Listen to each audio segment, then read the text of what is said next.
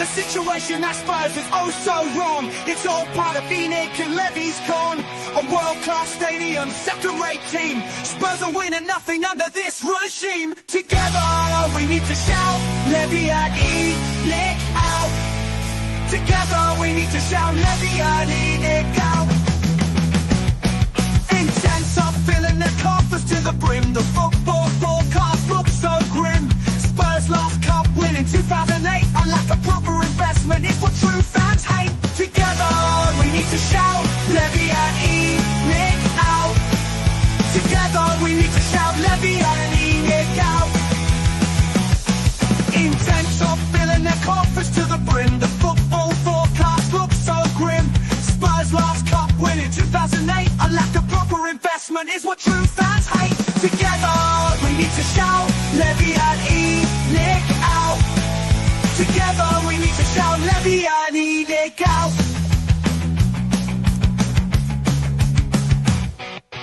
Project Youth, just another Levy feast. Dismantling Spurs history piece by piece. The stadium, just an entertainment hub. No true fan wanted this for our club. Together we need to shout, Levy and E, lick out. Together we need to shout, Levy and E, lick out.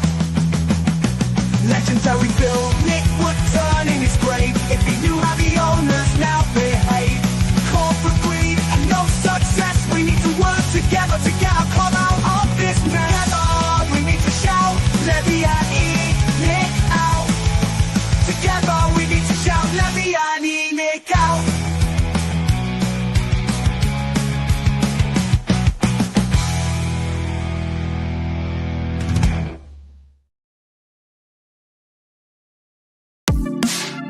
The first game we look for, Robbie. Tottenham away. When we got Tottenham away.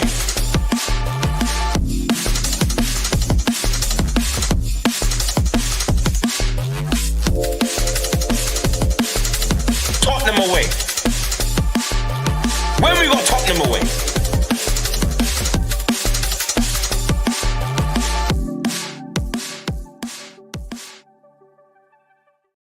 What's happening, everybody? Welcome to Tottenham Away, the best place to be on a Sunday night. My God, I was this close to cancelling tonight's show. I am knackered. My voice is going. I'm on the brink of just relaxing, people. Wow today. I did not expect that. Thanks for being here. Smash like, subscribe, hit notification bell, all that good stuff. If you've got any questions, get your super chats in. If you've got anything you'd like to share with us in this, just put it in the comments. We'll try and go through those as well. Make sure you subscribe to Dan E, the Hotspur Hood. Follow him. Make sure you follow young Matty K, Matty Kushner Koy's TV. He's trying to build up his channel. Guys, I think there's only one place to start tonight, and we're gonna go through today's protest and all the bits that happened that maybe you didn't know because you're just seeing it off of Twitter and whatever videos you can find. And then we'll talk about the game. But tomorrow's show on Tottenham Away at 8:30, our Monday show, is going to be all about the protest. So we'll do a more deep conversation on that one tomorrow. But I have to say,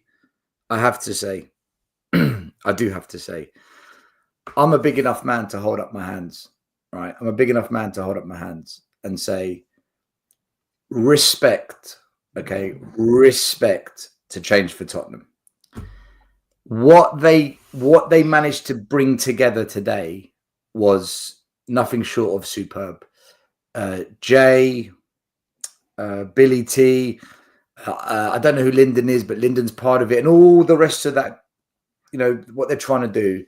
Listen, well done, guys. Absolutely fantastic. And if I was a bit harsh on Thursday, I'm sorry. I'm genuinely sorry. Because what today showed me is there's a big portion of this fan base that is fed up. You know, what us original protesters were banging on about for for 5 years. There's now thousands that feel that way. And what it showed to me today is there's a lot of unity. A lot of people put their differences to one side. I'll get into it more tomorrow night, all this kind of stuff. But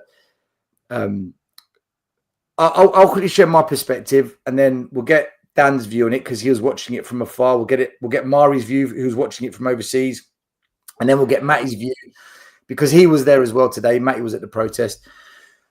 For me, don't listen to what anybody tells you, guys. There was easily 2,000. 2,000. I'm not exaggerating. Okay, I'll show you a video that I took. This is a video that I took today, and you can see from where I was the protesters going forward to the front, and then I pan the camera around. You can see everyone behind. Okay, this was the beginning, and by the time we got outside the stadium, another maybe 300-400 joined us. So I'll show the video and you can decide for yourselves how many you think are there. Okay, I'll quickly play the video.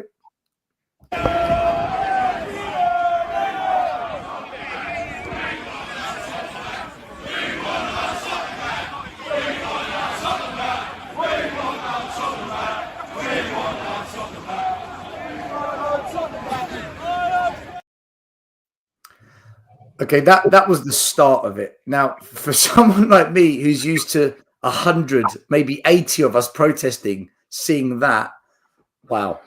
And by the time we got to the stadium, we took over the high road. It was ours. We literally took over the main road, blocked off the entrance to the West Stand. This is where the corporates, the expensive tickets, the staff, high profile staff, Donna Cullen. They listen. I'll let Matty tell you what happened with Donna Cullen. I think she was shell shocked. Security had to get around her and put a jacket over her. And anyway, I'll let Matty talk about that. But Murray, I'm telling you, this protest was on point. No trouble whatsoever. Absolute. One brilliant behavior from everyone there. There was one smart ass that came with a LEVY in banner, and that got. Listen, the guy was. I mean, how stupid! There's 2,000 of us. His banner got ripped, and then the police grabbed him. It was Matty. I'm going to let you talk about it then. But the police took him away as well because for his own good. But it was full on LEVY out, Enoch out chants. All ages were there. Young, a lot of youngsters, a lot of young fans, which is promising because they're the future. So if they're on board now, that's your future kind of protester and fan that wants change. A lot of fans came together today, you know, and a lot of people where there's been hate, arguing in the past, involving myself. Back and forth, YouTube beef, mate. We were hugging today. We were high-fiving today. Believe you me, I will put all the photos out there tomorrow. You will see. I do want to give a quick big up to a few people, by the way, who came up to me and said, you know, Tottenham away, keep. By the way, can I say the love for this channel I felt today? I've never felt that. There's so many that came up to me today, and it was a bit emotional. And listen, Dan, you got a couple of shout outs as well. People were bigging up Brian Daigle left, right, and centre. He wasn't even there. Matty, there was a couple of people that came up to me and spoke about you because of what happened. We won't talk about what happened, but what happened. And they said, you know what? It's good that, you know, you lot backed up Matty. So, but I just want to give a couple of shout outs quickly, guys. But I'll probably do the shout outs tomorrow. Joe and Tom, Dazza, Dave, Baz, Rolly, Glenn, Ollie and Dino, La and his daughter Jupiter, Mike Pepper, John Scapoulis, Lewis, aka I Hate Marmite, Luke, Mike and I Hate Marmite, Mike and Finley, William. Big up to William, man. Big up to William. He used to be at the old protest. Patrick Tyrant, Ricky Sachs, and Dean, Kevin, James, Matty, and Harry, Corey Boy, also Sammy Mehmet. And your boy Harrison, and I forgot the other boy. But listen, so many of you today came up to me and it was just, guys, It was fucking brilliant, man. We put it on them. They know. If they don't know, they know now. And this is the start. Get to know. This is the start. Yeah. It was fantastic, guys. We literally took over today. And the media grabbed hold of it. I heard, listen, I've had no time to go on the media and see what's been going on. So I'm depending on Dan and Mari to talk me through it. But BBC Sky have been on it. Talk Sport. Well, Mari, you take over. Let's go to you, man. From your perspective, what did you see? Because I saw nothing but a brilliant protest by Change for Tottenham. Nailed it, man. They nailed it. They nailed it. The funny thing is, I was in Mexico. I just came from Cancun. They showed the Premier League games, so they were literally saying in Spanish, Tottenham fans protesting. So that's huge, right? Spanish country, they even talking about it, and then you see it all over Talk Sport. You see it on BBC. You see it everywhere. So that's the number one goal, right? You want the media to grab hold of it. So that's accomplished number one. Number two, I'm going to say this. I'm always proud to be a Spurs fan. There are times where I just feel sad about this club, frustrated and whatsoever. I'm going to be honest with you. In the last maybe 5, 6, 7 years, I've never been so proud to be a Spurs fan. Going to the Champions League final, the day that, Lucas Moura scored a hat trick was a very important, moment of pride in my team. But today, these fans today, those who protested, over 2,000 fans. I was so proud as I got home, from my flight, and just look at the coverage. I feel so proud to be a Spurs fan, and I mean I love it. But the attention that it got, spot on. The numbers, like, it was superb. Much props for Change for Tottenham. Much props to those who put their beefs and differences aside for one cause. We want to see our team win. We want to see glory. We're hungry for it. We have everything in place, infrastructure, everything in place. All we want is ambition. All we want is change. And it was so great to see that from afar. And I know the other international fans, if I can speak for them, they feel the same.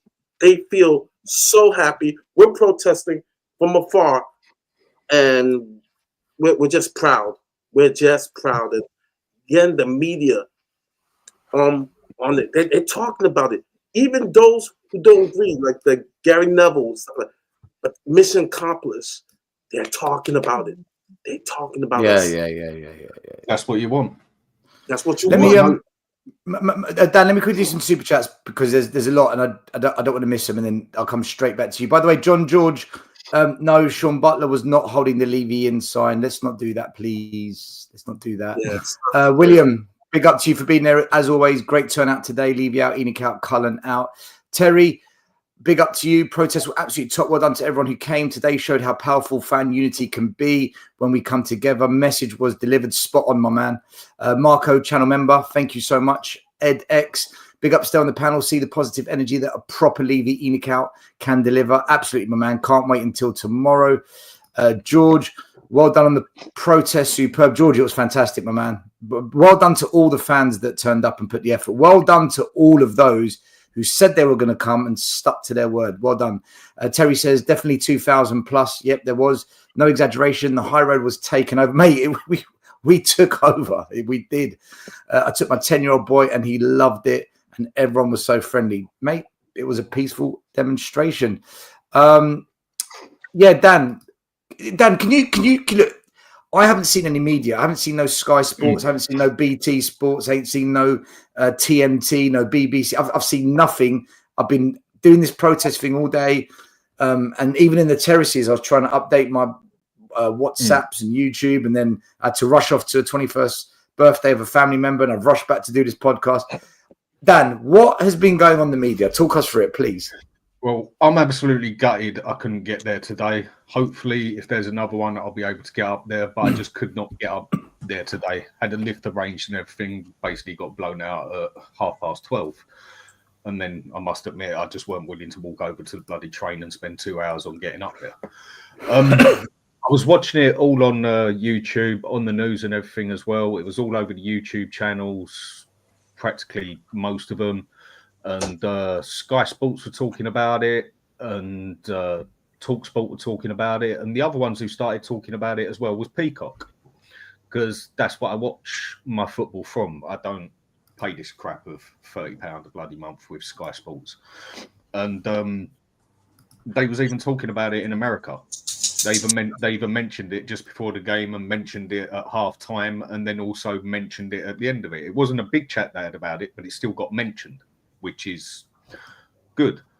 On the other side of it, it's something I've been telling you lot, not saying no one there particularly disagreed, but how long have I been saying how powerful social media is now?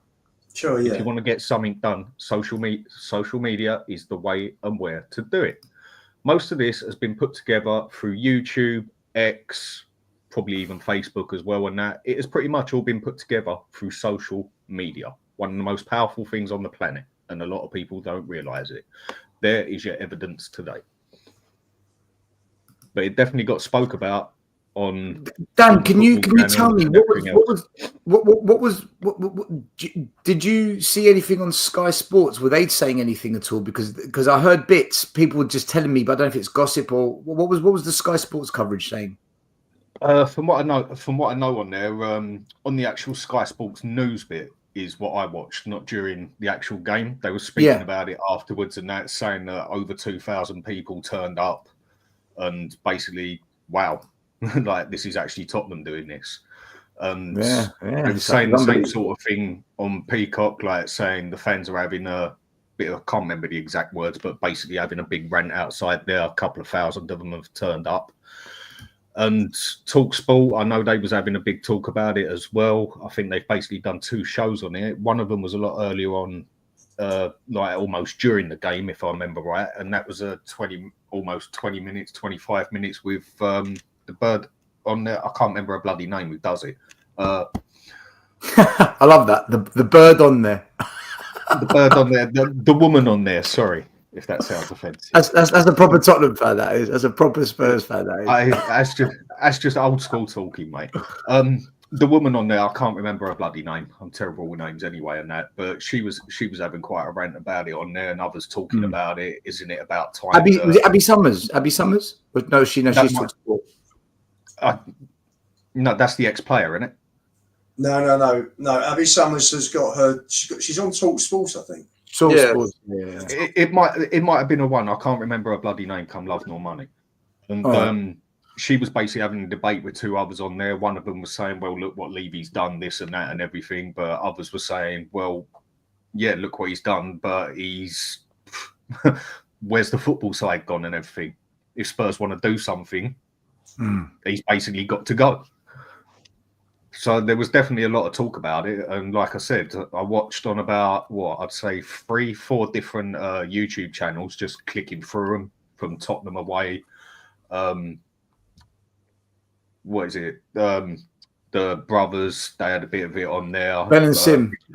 Yeah, they had a bit of it on there. Ricky Sachs one watched a little bit of it on there, and that it was all over the place. It got spoke about, simple as that. And the other thing I've been saying about this is if you want to do it, you got to be noticed. You got to be a pain. And that is what it basically was today. Why was it a pain? Why was it noticed? Why is it awkward? Because you had 2,000 people walking down the street that they can't control.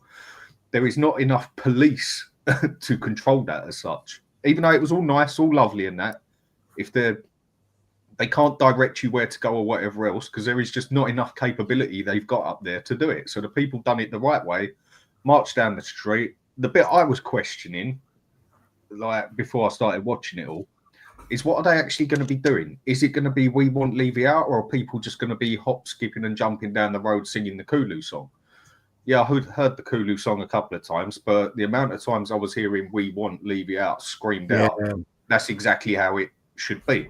And it got noticed, simple as that, to the point where Donna Cullen had to get dragged in there with a coat over her head, like she had a sniper sitting on the side of her head. I'm surprised there weren't a red dot there, the way they dragged her in there. I tell you, mate, that was something that was something to be seen. Got another quick super chat here from oh, by the way, George, thank you for being a channel member. Appreciate that. Sammy Mehmet, he was at the protest for years. He was there again. The protest was great. Nice to see so many Spurs fans unite. Nice to walk and chat with you still, mate. As always, Sammy, me and Mason will see you at the next one. Yeah, you got to bring Harrison as well. Bring Harrison. He's got 2 boys. Matty, you were there. You were causing trouble, mate. little hooligan. Yeah, look, Matty, share us what you saw today. Talk to us about the you ripping the Levy in banner and then getting someone arrested. Well, no, they just got taken away. But yeah, tell us your experience today, Matt, and also tell us about what you saw, because Donna Cullen, she brushed past you, didn't she? Yeah, so I was at the protest at 1 o'clock today. I stood there from 1 until 3 until the march. Yeah, it started getting packed around 2:45. It came out of nowhere. It was like came from like 5 people to like 2,000 people in seconds. But can I just say, it was more than 2,000 people there. I mean, there was a lot of people there. So we walked. There was all kinds of songs. There was Tottenham songs. There was Levy Out songs. It was the Kulusevski song. We were trying to keep it like the Levy Out songs, but it was a different range. I mean, I was holding the flag like in the march right at the front, and I'm on the Times. I'm on the front page of the Times, and I was on Sky Sports around 4 because I had loads of people messaging me saying you're on Sky Sports. It was a great turnout. I mean, I met Stel, Alex, Ian, and loads of other people there. It was great meeting you all. And then when we were marching, so everyone knows about the guy holding the massive Levy in banner. So I was right at the front holding the flag. So I was thinking, so I told the guy I was holding the flag, take the flag for a minute, I need you to do something. And I ran like behind the guy, and I snatched it out of his hand, and I just ripped it in half. But then it was like everyone was running towards it. So I just ran back into the crowd, back into the protest, and no one saw me. And then this really tall mate, this tall guy, he came up and then picked up the floor and kept ripping into pieces. And then the police took him. I don't know what happened, but he was with the police as well as the guy that's holding the banner.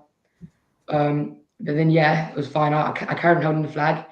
Then everyone was gathering around the west entrance where all like, I mean, I messaged Jay after the protest and I said, next time we should be there earlier because Daniel Levy has to come in through our entrance.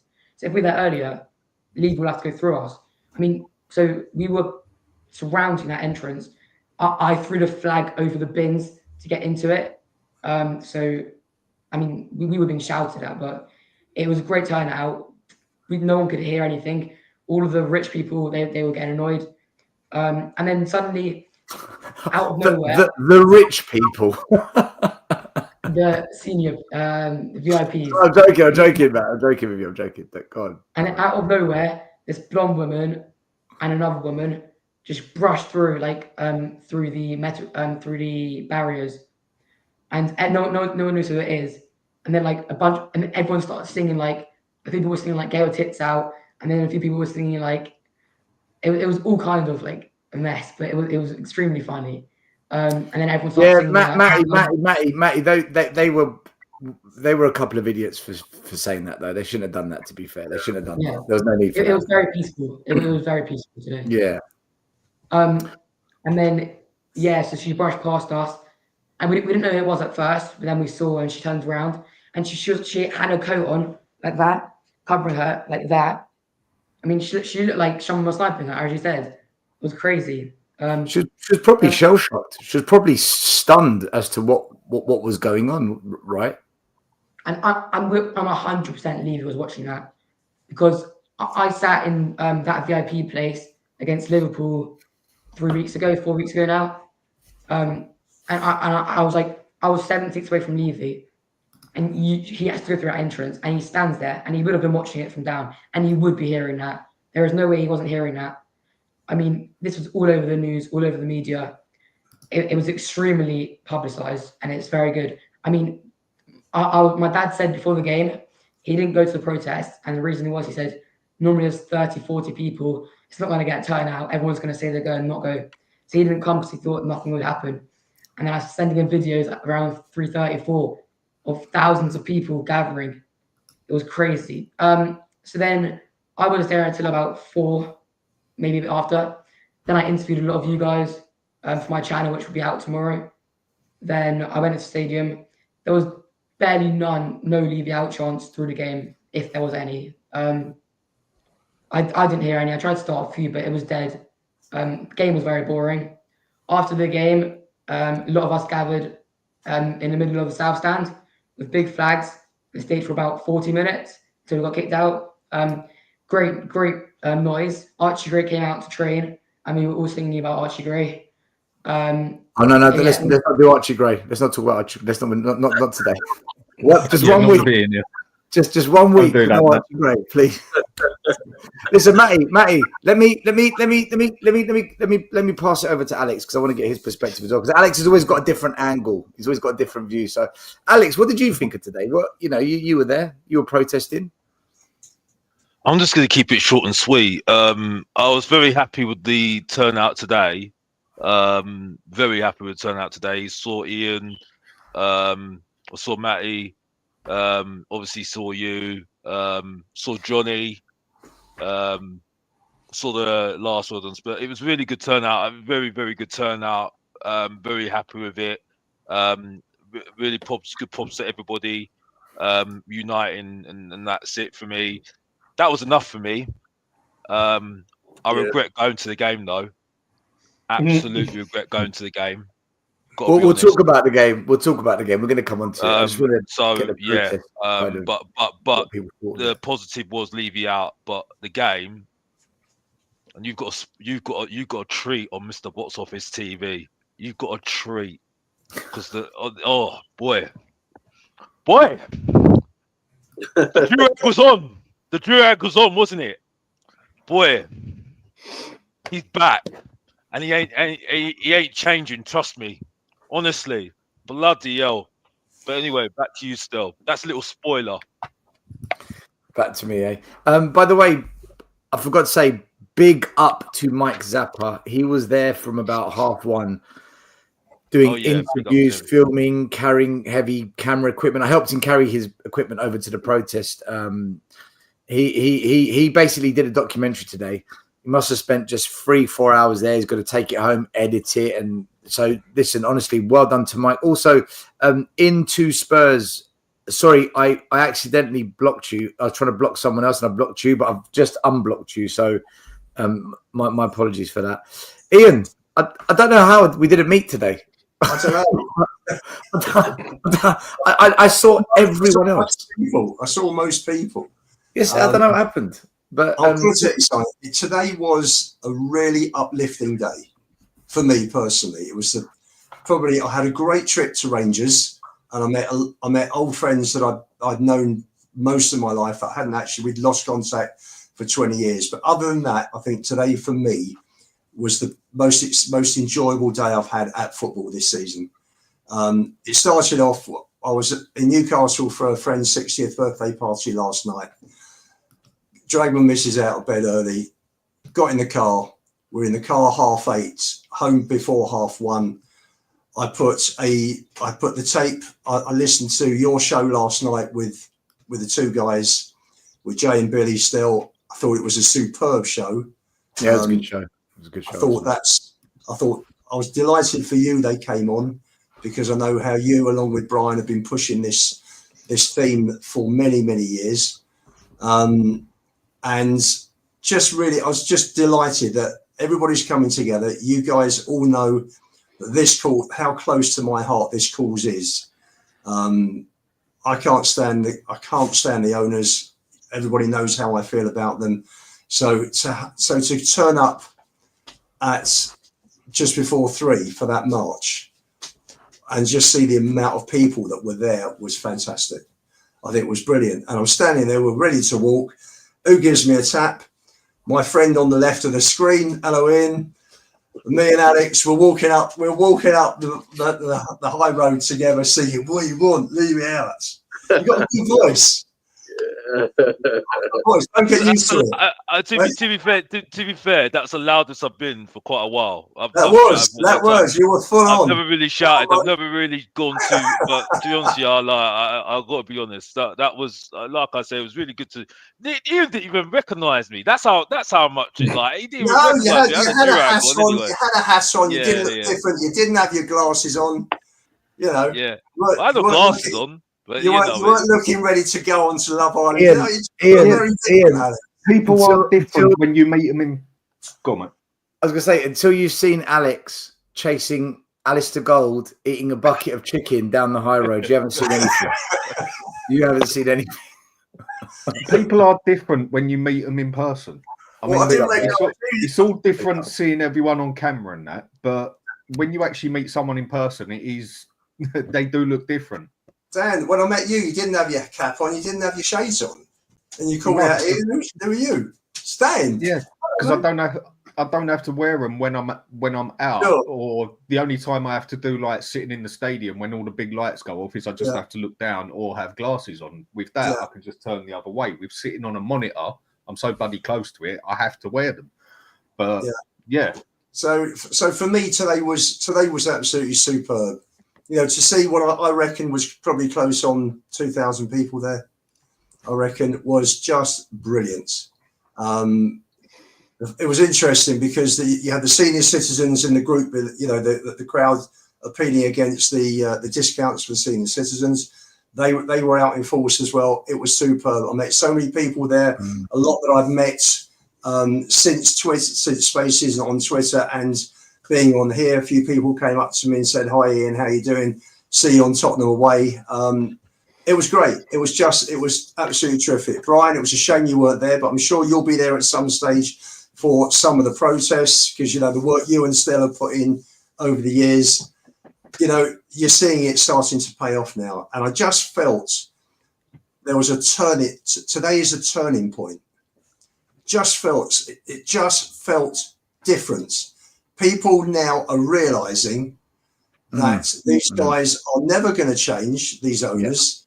They, in fairness to them, and it's the only in fairness I will say to them, is that before they bought the club, they talked about buying football clubs as purely an investment and not for anything else. When I read that at the time, and I really thought, you know, this is a fantastic game of, you know, the sport is fantastic. The adrenaline, the just everything, the emotion that's caught up in football is amazing. And we have got a fantastic club with a great history and tradition. And I just thought, you know what?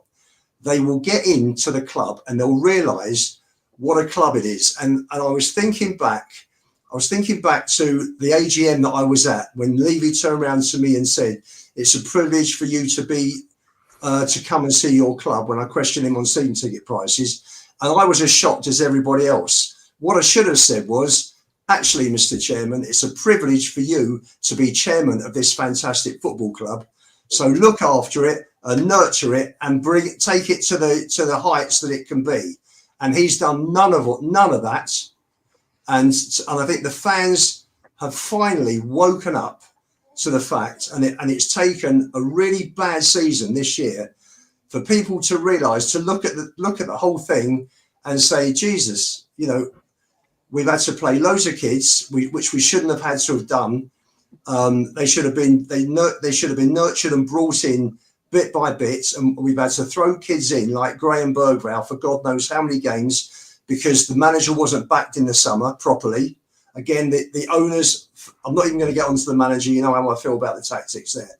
But we're talking about the owners here. They didn't back him. They've never backed a manager properly, ever, in all the years. And it was interesting because I was listening to, coming down from the north today, once I'd finished listening to the show from last night, I was listening to Henry Winter with Sean Custis on the talk show from, I think, 9 a.m. And Henry Winter was saying about they're just not risk averse. You know, they don't back the manager. They They should have brought more established players in. Then Ricky Sachs came on just after 12 o'clock, and he said everything that I've been saying on this podcast and other podcasts and spaces for the last 2 years about how they are risk averse. They'll only go so far, and that's it. And that's it. So they will never make us competitive. What Pochettino did was a miracle. That was in spite of Levy, not because of Levy and the club. And I just think today, just coming back to today's protest, absolutely brilliant. Met a lot of good people. Met Lyndon, Jay and Billy from CFT. Lovely guys. I'm going to try and get involved with them and help them and work with them as well. And I think it's just, I think the whole thing now is going to move. I really hope that people realise, and listening to Billy on your show last night, still, because you said, what happens if we win 3 or 4 games, etc. And Billy said, we've had 24 years of this. Why 3 or 4 games is going to change what people think after 24 years? And he's 100% correct. If we have a good run, guys, everybody watching, don't get sidetracked by a good run. These owners are never going to take us to where we want the club to get to. And we've just got to keep this going. Yep. There you go. No, listen, absolutely everything you just said. I just got a couple of super chats, and I want to get Brian in because a lot of people today were talking about people that didn't turn up, but a lot more people were talking about people that they felt it's a shame they weren't there, i.e. Brian. A lot of people came up to me and talking about Brian today, so I'm glad Brian's come on.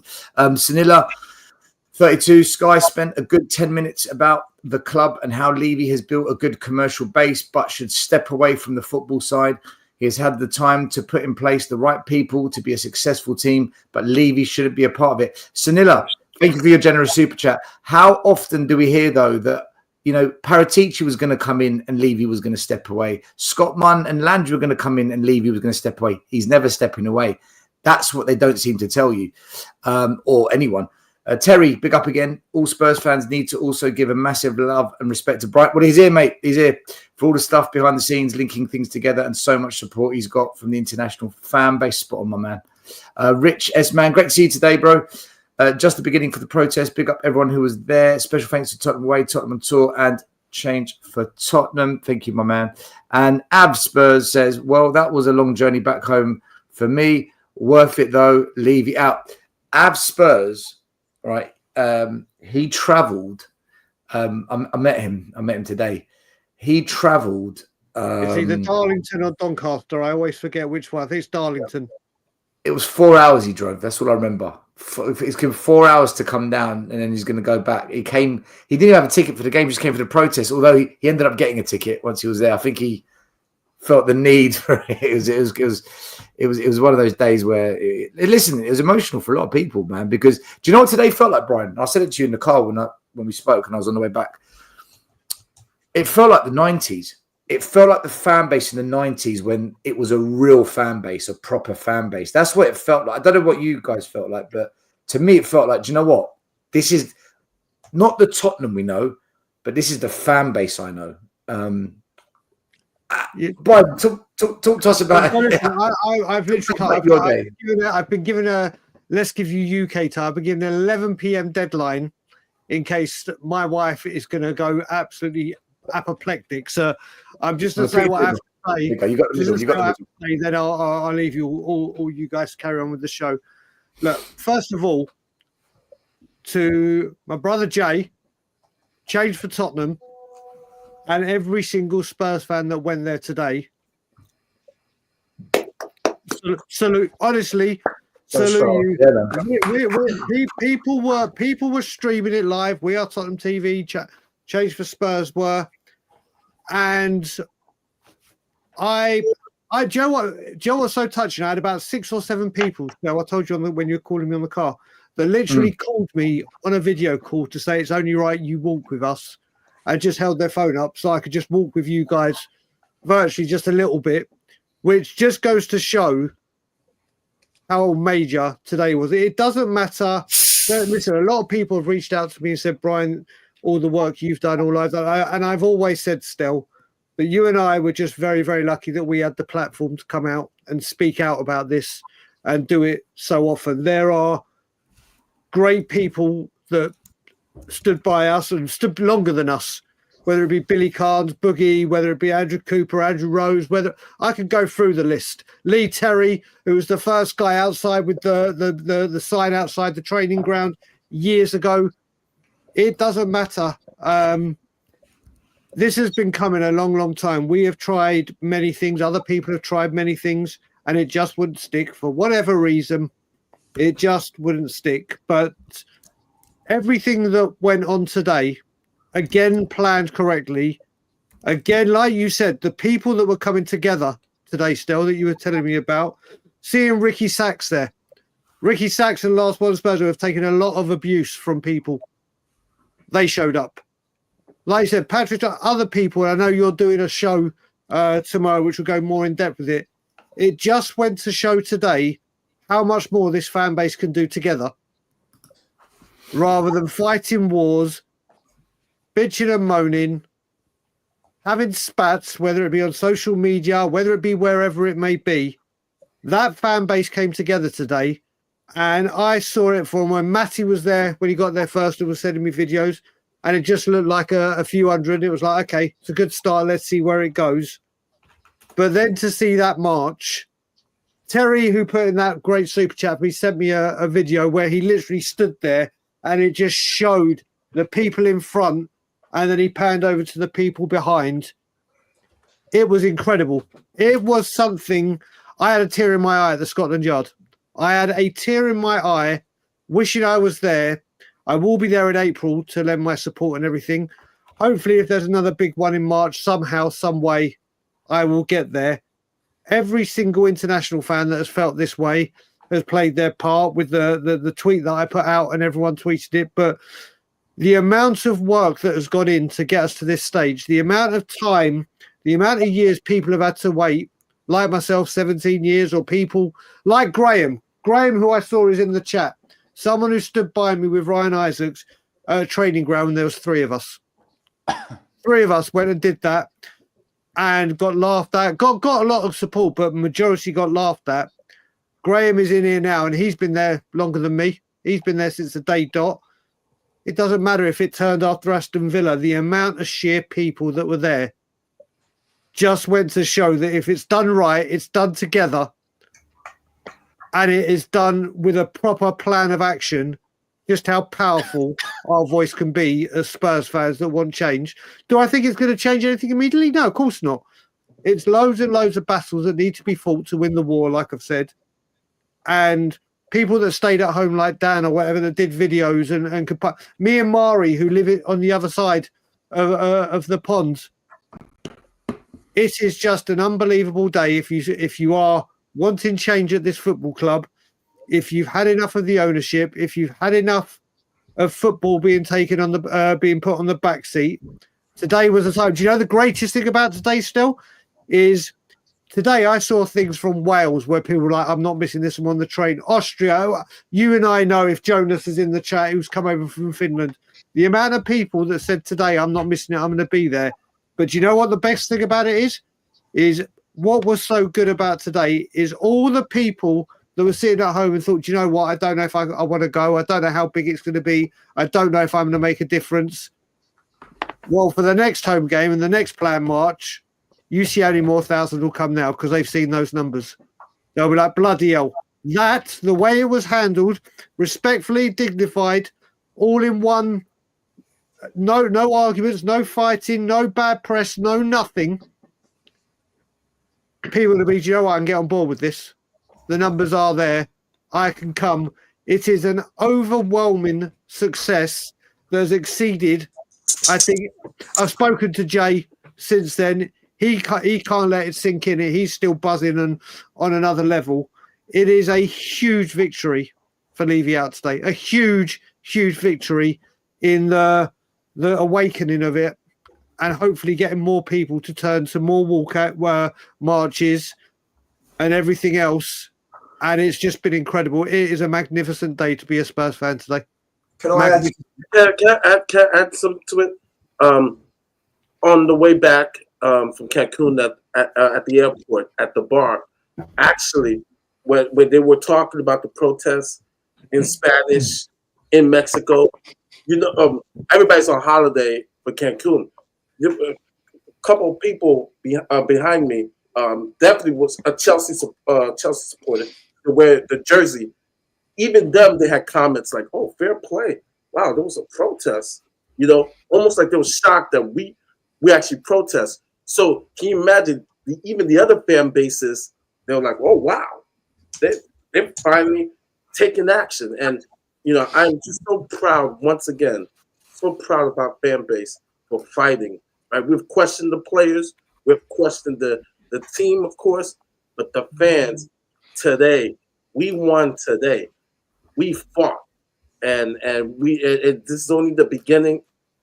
We'll continue to fight until we see that change. So for me, as an international fan, I'm just on cloud nine, so happy, so happy, so proud. Can I just add to that? I was on here Thursday. I got back. Obviously, you can see I was upset that they weren't here. I probably went in a little bit too strong. Apologies to the guys for that. I was pretty calm about it myself. Yeah. and see, Stowe, you can joke about yourself. Well done, sir. Well done. I had a nice chat with three of the guys today, and Christina, who I was on a space with with you, Brian, the other year, and just humble guys, fans like us that don't want plaudits, just want to help arrange to move our club on to it, for the club to get better and for us to get new owners. So full marks to all of them. They've done a fantastic job, and here's to many more. Still, before you go on, literally, it's 6 o'clock. I need to go before my wife. Yeah, go for it. It's snowing quite a lot outside in Toronto. But listen, everyone, just have a great evening, whatever you're doing. Danny, we'll catch up during the week, brother. Michael, always a pleasure, bruv. Mr. Lubin, me and him are in a competition to see who's on the most streams. I think he's winning the way he's going right now. Box office. You're far more famous than me. I'm not a patriot. You're an international celebrity these days. I won't go that far. Next year, you've been on Sky Sports News, haven't you? I will go. All I will say is I can't wait till March or April when I'm marching with you all, and I will be doing stuff at the training grounds. If people want to come to the training ground with me, I'll be on my holidays. I plan to cause carnage and mayhem in only the way I do, but respectfully, as Change for Spurs have shown the lead. Danny, big up, brother. Mari, see you later. Stel, big up. Everyone have a great evening. Levy out. See you, Brian. Levy out. Daniel, I'll come to you. I just want to quickly say, because I've just remembered, there's a guy called TJ who was in the comments last week or the week before, who I said, "You're a coward. You're not going to come to the protest, blah, blah, blah, blah, blah." Right. Today, this guy comes up and goes, "Stel." It's like, "Yes, do I know you?" "Yeah, I'm TJ." I didn't know who it was. I had no idea who it was. I couldn't remember. And then he must have repeated himself 3 times. I'm like, "Yeah, I do know you are." He goes, "I'm here." I was like, "Yes, you are." Right. And he goes, "Are you going to take it back?" I said, "I take it back, man. I take it back." He's like, "Yeah, good." I said, "Listen, I'm gonna mention you on the show. I promise you, I will share this story." So listen, if TJ, if you're watching, big up to you, man. Big up. Danny, I'm gonna pass to you. Mari, can you look after the show just for 4 minutes? I just got to quickly do something. Yeah. Danny, go for it, man. No, do you know what? I think for me, that was the best I've felt as a Spurs fan since the 3-0 win against Arsenal under Antonio Conte. When we were outside having the protest or the kind of stuff that was going on at that day, we had all the flares and all that kind of stuff, and we made Arsenal feel like scared little schoolboys when they came to our ground that day, and it was just a demolition job, really. That's the last time I felt that good as a Spurs fan, I think. And yeah, for me, it was just everything was good today. The performance was not the best, but in terms of getting a win for the first time in 3 months at home, the protest and how amazing that made everyone feel. It was such a good vibe. I think everyone was just so so peaceful. Everyone was everyone was the same cause, and it was just great. It was honestly really, really good to see today. And yeah, and I think what's important is that this is the start. It has to be the start. You cannot take the foot off the gas. And I think what the guys at Change for Spurs have done with organising this is absolutely brilliant in the best way possible. Because yeah, I mean what you saw as well when we were walking down the high street, like when we started walking, it's like more and more people kept joining into it. It's like from everywhere. And it was just building and building and building. And then you look back and you're like, you couldn't even see back. All you saw was people and everyone chanting the same things. And it was so good to see. And yeah, I think what I worry about, my biggest worry is that, like what we've seen before, like when we start to win games, if we start winning games again, for example, I don't want to see fans drop off this kind of momentum. I think, and this is where I think everyone needs to kind of keep that momentum going regardless of what the results are, because it's the only way things are going to go forward, and I think everyone knows that too. So yeah, but I mean today it was just great. Yeah, it was. I loved seeing the protest like that today. It was so good to see so many people, because we've done a lot of us, like Lubo and Alex, and I'm not sure if you've been to any, Dan, or whoever else has been to some, but when we've done protests before, it was like next to what, not even 200 people, and it's like. And we've done quite a lot of protests, and there hasn't been a lot of people. And today it was fun. Like I actually saw you, Lubo, and I was meant to come up to you, and I forgot to come up to you because someone else distracted me.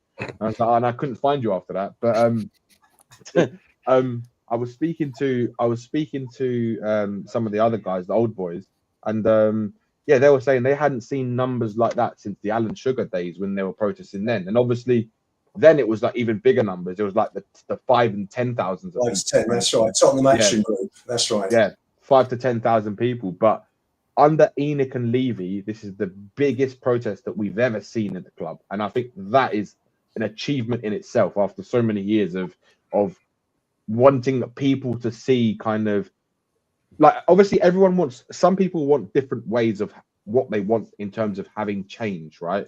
Some people might want Daniel Levy to step down from the footballing side of the aspect of the club and just let him run the commercial side of it, just to make the money and have someone else in there. And a lot of us will be like, Levy out completely, just we want him gone, right? But yeah, but the good thing is everyone has the same kind of path, and everyone kind of just wants that kind of change for Spurs, and that's what it was really great about today. Do you know what I think it is, Danny? I think the whole thing is about this club. Can you imagine what it would be like winning even just competing for trophies, having top players, the whole buzz and excitement. I just remember, the brief great days with Teddy and Klinsmann, with Gazza, with Hoddle, Ricky Villa, the 81, even going back to seeing Jimmy Greaves. Yeah. We haven't had that really. We've had a few years with Poch, a year with Harry, and the potential at our club. It's a big club. It's not an elite club. It's a big club, and for me, it's a sleeping giant, and it's ready to explode. And I think it was Henry Winter was saying today about, or Sean Custers one of them was saying about people at the top. It's got to be the right culture, the right mentality. And if you start with that, and you've got owners that are desperate for the club to be successful, then you're part of the way there already, because that mentality will seep down. And they were talking on the radio about, our record at, I know it was Ricky Sachs who was talking about our record at Liverpool, at Arsenal, at Chelsea, and the mentality isn't there and hasn't been there for the last 20 plus years. And if you've got the right mentality at the top and it works its way down, then they employ winners who employ people with that same drive and determination and tenacity and that will to win. And it comes down, and then you end up buying leaders at the club, on the playing team. And then you buy established players who are top players, who are determined, who will call out other players if they're not doing it on the pitch. We don't have any of that at our club. So we need a fresh start. with new owners that are top people that want to win. And that mentality will seep all the way down. All of a sudden, you know, you will have the mentality in the fight that Spurs showed at Brentford the other week will be there for every single game, because you'll have winners right the way through your squad. People that go out there and they are desperate to win, because to them it's all about winning. And we haven't had any of that. No. That's why we do need a clean sweep here. We need a new broom. I don't want to hear all of this. Oh, take Levy off the football side. He's put an infrastructure in. There's been nothing for the fans, but the infrastructure's in for the next owner to come in and take it on to the next level. So let the owners take their profit, walk away, sell it to people that want success for this football club, and please God, CFT will carry on and everybody will get together and we'll be, as a fan base, united as one. It reminded me of the Everton fans walking around the ground last year in their thousands. That's what today reminded me of. And United, you know, all the clubs with the Super League, they all got together in their thousands and protested. And you're right, Dan, social media is massive now. And that's one of the most powerful, mate. I've was. said it for how long on it. It's one of the most powerful things on the planet. I mean, it's basically, I mean, someone's a president because of how strong social media is. It is more powerful than a lot of people realise. I think of this whole situation. Go on, then, sorry.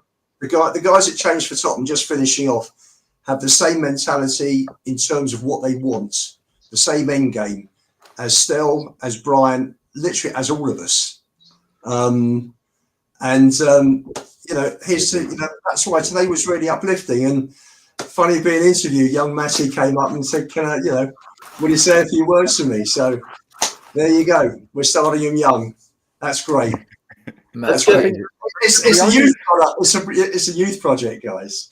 Let's get Michael's opinion from afar about today's protests. How did you feel? Have you seen all the clips or the photos? Yeah. So first of all, hello guys. I have to start with a bit of a different thing, but it will lead on to protests, right? Because my brother had his 18th birthday yesterday. I mean, the family party. I handed him the tickets, thanks to you, Stel.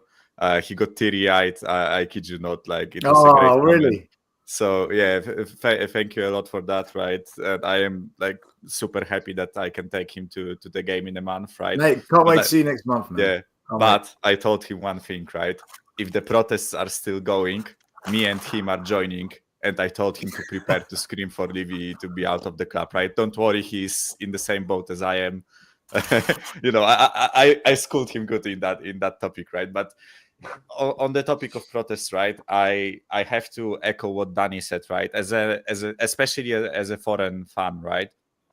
I think this was probably like the best or the second best time I have ever felt as a Spurs fan. The first or the second one, depending on the day, would be that Arsenal game, where I've seen plenty of like clips and videos of you guys as a fan base, right? Just being united and together and you know, voicing the same voice, right? And today I saw the same thing. I am like so proud of everyone that organized this whole protest, right? The CFT guys, and especially you guys, right? You, Tottenham Away and Tottenham on Tour, and every other channel that, even those channels that weren't in the same boat necessarily, but they saw the real you know, face of Levy, right? I am so happy to see that. And it was a united front, Mike. It was united. Yeah. It was a united front. Yeah. Kind of ironic that we played United today, by the way, but but cheesy. Yeah, but I have to say, I am, as I said, I am so proud. I had those will be the clips I will be watching for next few months on repeat, you know, every few weeks. I was just so happy to see that, right? And I have to say that, yeah, like we will probably won't talk about the game much, right? I am happy with the win today. And Yeah, listen, let's move on. I actually had a couple of things in mind when I was listening to you guys and forgot them all. So you know that's what alcohol does with you when you still have it in your veins, right? After my brother's birthday yesterday. So I can imagine. You know, I will sit back and enjoy today. But I really had to come on and just say that I am like seriously, I am so proud as a foreign fan, right?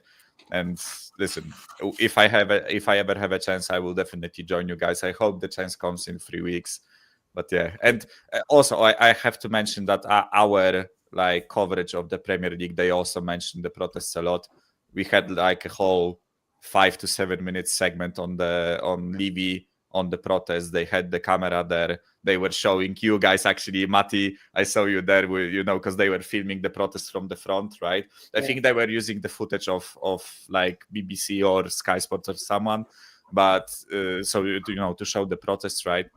But they were talking about it going over the LEVY tenure and all that stuff, right? So it got international recognition, right? It's not only in Britain where it was covered, as Marich said and mentioned, right? It was covered in different media in different countries. So yeah, I am like I know what I wanted to say, right? Because plenty of people sometimes when they think about like organizing stuff like this, they think like about going from 0 to 100, right? Some people would love to see the whole stadium protest, right? It's not as easy as that. You can never get from point 0 to point 100 without going through the journey, right? And I think this, as you guys said, I think it has been like the first step that we as a fan base, I hope, took on the journey to actually unite the whole fan base behind it, right? Because I used the term of what was it the saying? I used the term of family and affection, calling this fan base a bunch of pussies, right? It wasn't necessarily to be like, you know, insulting towards each other, right? But to all of you guys who joined the protest today, you have been unpussified. I love what you did today, and yeah, as I said, I am so proud to see what happened today. He's finally back home. Yeah. Listen, big up to Corey boy. He came there today. What was your journey? 2 hours to get there, 2 hours back?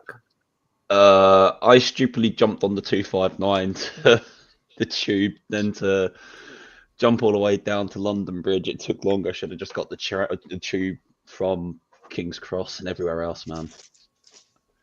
It was absolutely manic trying to get into the tube station. You're down in Brighton, aren't you? Yeah, not bad. From all the way down here in the south. What a day. What a day. A lot of people I wanted to meet and shake hands with for the longest time, especially Ben K.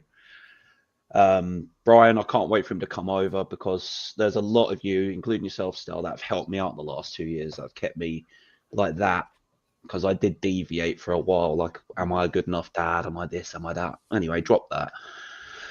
Wait. Only Michael's allowed to do therapy on this channel. Yeah, okay. That's my part. This is Michael's therapy channel. Yeah. So today made me, for the first time in the longest time, proud to be a Tottenham supporter. You know. Yeah. Bumping into Rich at the start of the day, finding little Matty. Then he was just a little terrorbaite, you know, running around everywhere, grabbing everything he could, getting on every banner. I'm like, this kid's just absolutely insane. He just reminds me of the old sort of like football hooligan of old kind of thing, you know. Like an old head on young shoulders. Matty was just everywhere. I'm like, how the hell has this kid got this energy? He's like an Energizer bunny. He was just everywhere, man. And his mate was like, I've lost Matty, or he's down there somewhere. Go find him. Literally, I'm just like, I'm in shock with today because I had this fear coming up from Brighton that it'd only be like a couple of hundred people, and it turned out to be pretty much the whole high street. Looking back, I was right at the front, and I've got videos on my phone that I've sent into the different chats and that. They'd be like, people ask me if they can use my videos on their channels. Yeah, sure, go for it. You've got my permission. I haven't got a platform, and it's nice that other people can see what this actually means to us Tottenham supporters now. My only one qualm today, though, I brought this scarf. 1892 on the scarf. 1892. Yep. 12 quid for a typo here. I want my money back. You know what? We had to do something today to be Spursy. If we don't have something Spursy, it just doesn't make sense. That is Spursy. Go on, To top it off, I've come home and I've done my ankle in, so I've got a soft tissue damage going around my foot right now. So I might blame Ange for that one. Blame Ange. I've done a mischief to my foot. I blame Ange and the medical team. I've got a quick super chat here from Enes. It's so ironic that our worst manager ever said he's failed uniting the club, but has united the club after 20 years to protest for change. Class. There you go. Listen, guys, I want to ask you one question, and then I want to move it on to the actual game, because all of tomorrow night's show is going to be on this protest when Iggy, Maz, and everyone's back. And do you still please can I say something right now, because I'm begging. I am begging to say something right now. Go for it. Honestly. Okay, right. Firstly, I just need to promise to everybody, right? Whoever lights hands right now, turn off. Because Mr. Box Office is going to unleash. Yeah? Right? Honestly, right, I've got to say the protest, brilliant. I regret going to the game. Honestly, right? I don't want to hear about injuries anymore, right? And I don't want to hear that we can't play 2 games a week. Yeah, because the reason why we don't want to have 2 games a week, because he can play Adgeball again and practice Adgeball again. Yeah, Manchester United, right, was so embarrassing. Right, the fact is Manchester United was so bad up front. That's why they couldn't score a goal. Honestly, I saw inverted fullbacks. I saw defense completely useless. Manchester United had bloody Fernandes up in midfield and bloody what is his name? Casemiro, who's washed, I've been told. Yeah. And he still got through Bentancur. He still got through Berval. Honestly, I mean, I don't even know what to say. And then Madison's got the cheek when he scores a goal, goes to the crowd, shush. Bro, you done nothing, bro. Alex, we won. We won. Be happy. We won, mate. He's useless. He's useless. Alex, I'm you sorry. can say we actually succeeded in life here. Oh, please don't get me started. Honestly, I'm sorry. Every single time I go to see this game, every single time I go and see another game of Tottenham at Tottenham Hotspur Stadium, nothing changes with this manager. I still want him out. I'm fed up with this manager, man. Alex. And I'm sorry. Anybody that tells me Archie Gray's midfielder, you're deluded. You are absolutely deluded. He's the defender. He's the defender because he never gets on to play midfield. Did Archie Gray play today? Yes, he did. Yes. He did. And what did he do? Play him in bloody defence. Did he come on as a sub? Play him in bloody defence. He came on as a sub. He took off. That was a bang average Man United team, and they dominated us.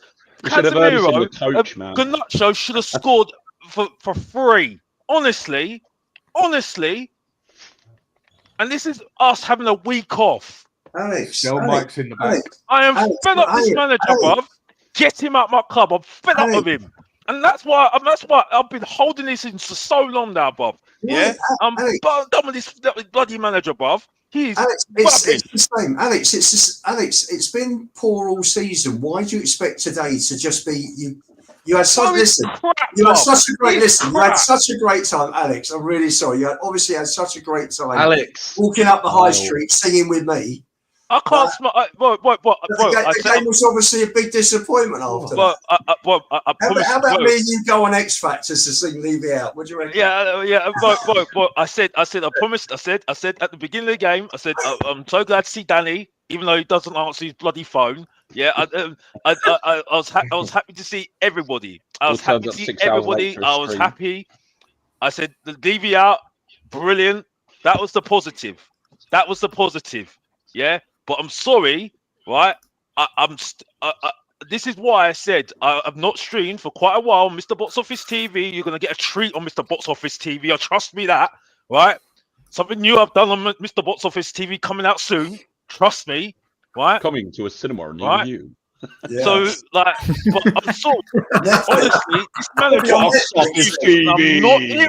I'm not hearing about injuries. I'm not hearing about Romero, who's been bang average this season. I'm not hearing about Doji.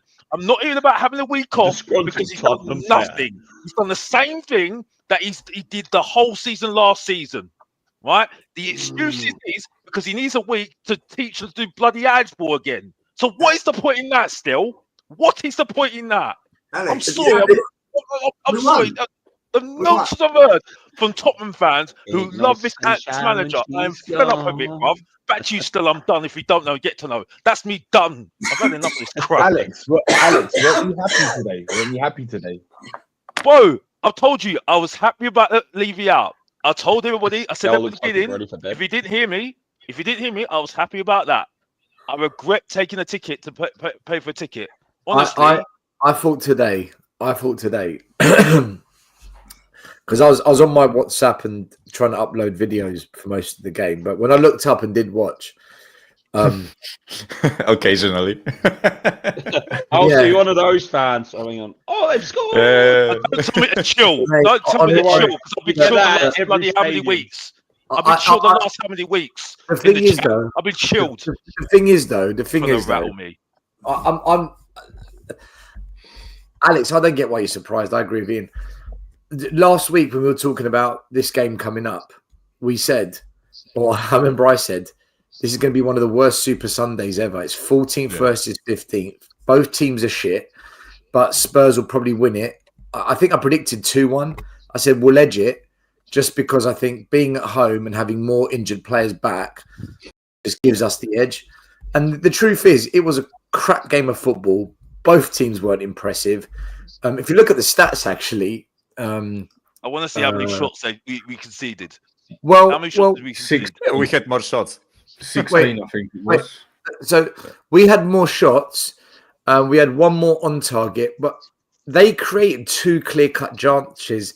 And if it wasn't for Vicario making some good saves and their strikers being shocking, this game really, in my opinion, should have been a draw. We had no clear-cut chances, and the only reason we scored is because their goalie fumbled the ball, and it fell to Maddison, who's in the right place at the right time. I think it Kel was had a a few poor game of chances. football. It was a really poor game of football, man. That's why it's a sad day. Yeah, of course. It wasn't. Yeah, it's It a wasn't sad the best game of football, but let's be honest. Like, let's be honest, right? How bad has the football been lately? That was better than what I've witnessed for the last 3 months, in my opinion. Right? It was a bad game. No,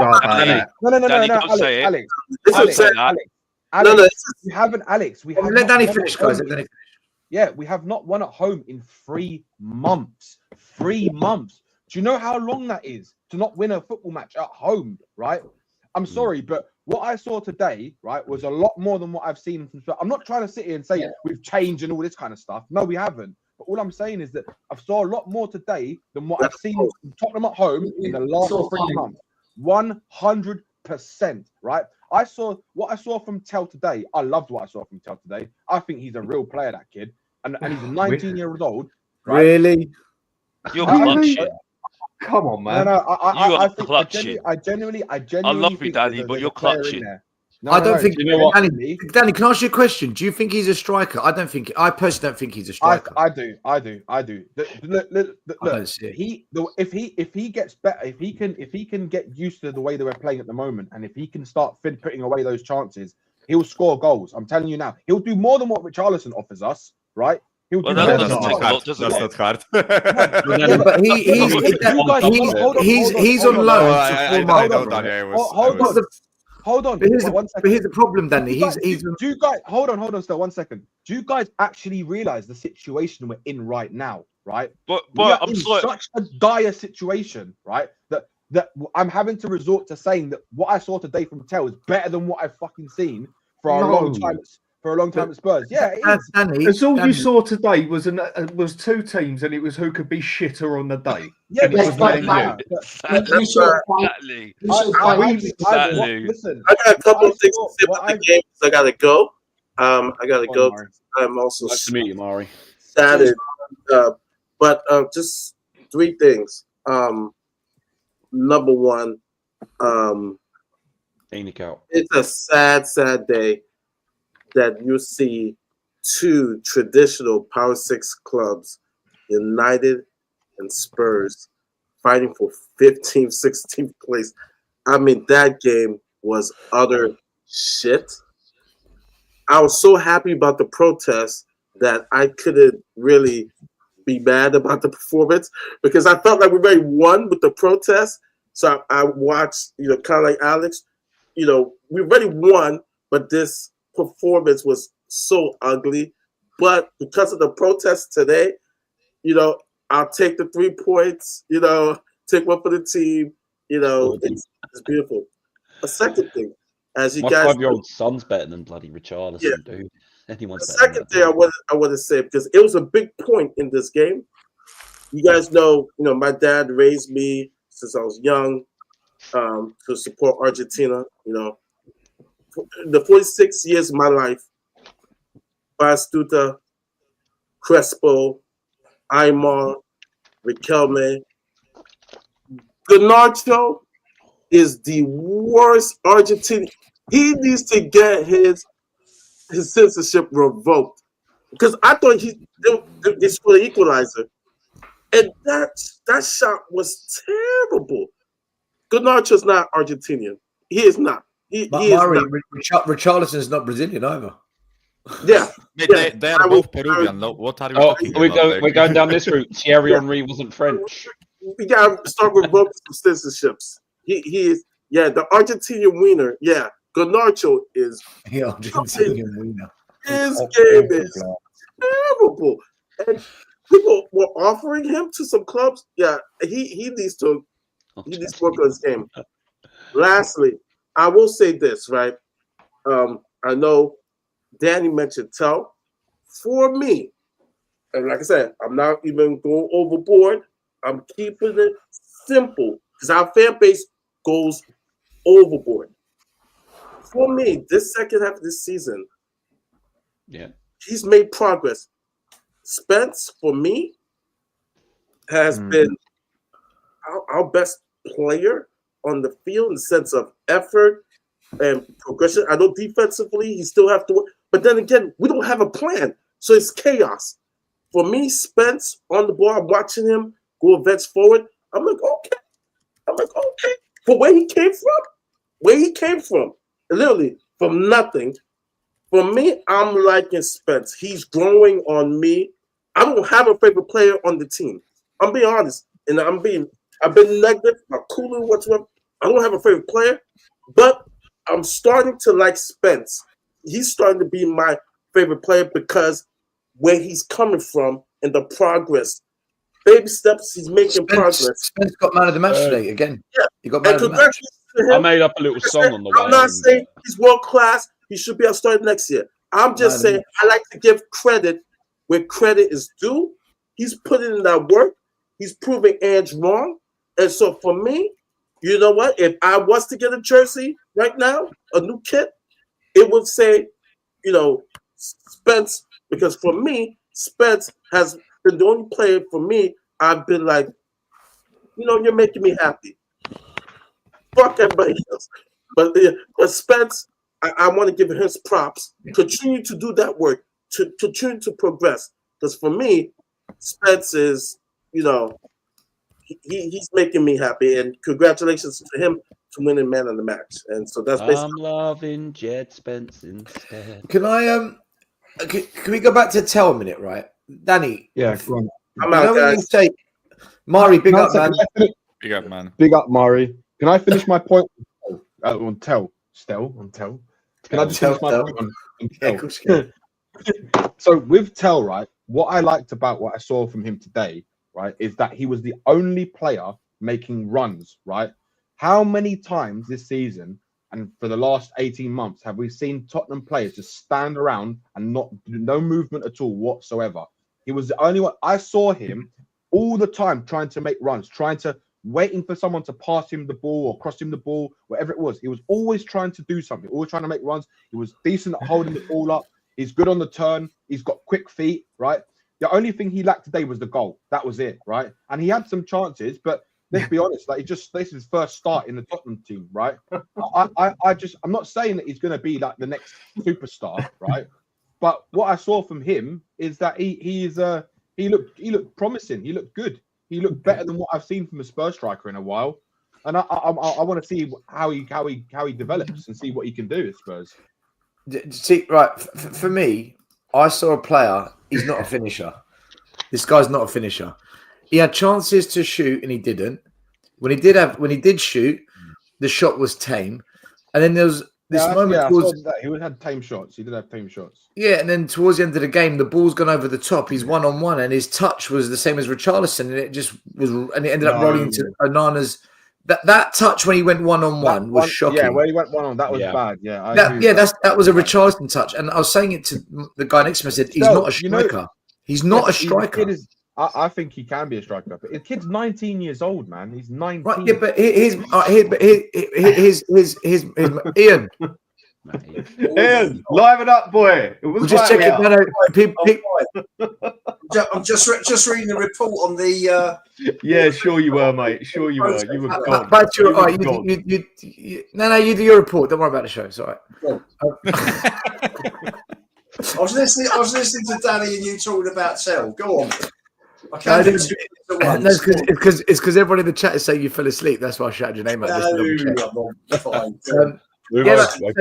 So the problem is we've brought him in on loan for 4 months, right? Because we bought him at the end of January. So February, March, April, May, season's over. He's here for 4 months.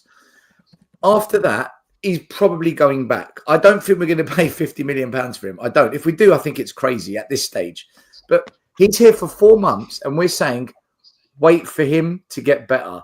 Like, we've brought you in on loan because we need you now. Like, we need you now. Yeah, we can't I get that still. But what other option have we got right now up front? What other option have we actually got? Well, we had Lancashire, who's an actual striker. Still, what is Still meant to do with the service he gets? Tell me. And that today as well. He wasn't getting the service. Who? Tell. Yeah, Tell. Yeah, but he got chances and he just blew them. Well, yeah, but a lot of the chances he made himself. That's right. He made himself. There was one where he touched it. He took a brilliant touch when I think Son crossed the ball in the box, and he laid it off for someone with the one touch, and it was a great touch. And there was another one where he took it on the chest and turned the player, and then he had a tame shot. And that one where Maddison ripped the ball right through the middle, right? Son passed it back to him, and he hit it on his left foot, and it was a good save, right? That was his best chance. But right. So Danny, what you're saying to me, Danny, what I'm trying to say is, right, Stel, is that people, this is how annoys me about fucking fans, right? They see one game, right? They see one game, and he's missed a few chances. Oh, he's shit, he's crap. No, it's his third game. It's his one game. No. But Stel, as a striker, it's his first start. It's his first start. Danny, he's 19 years old. 1 minute, you've taken what I've said out of context here. So sorry, I think you misunderstood me. I'm not saying he's a shit player. I've never said he's shit. I'm saying he's not a striker. I don't think he's a forward player. I think he can. Can be. We can't wait for him to can be something. We bought him now for the season. I look at him and I think, do you know what I think he is? I think he's either a left-sided forward or a number 10. I don't think he's a striker. That's what I'm saying. Yeah, I don't think he's about guys. All you have to do is watch him at Bayern. He's not a striker. Like, he's not a number 9. He's a left winger or a 10. Like you said. Yeah. I don't. But you know what the issue is. I personally think if Solanke gets back, because like he's supposed to get back in three weeks, right, or something. Listen, I'm not debating Solanke's quality. Just saying that when he gets back, right.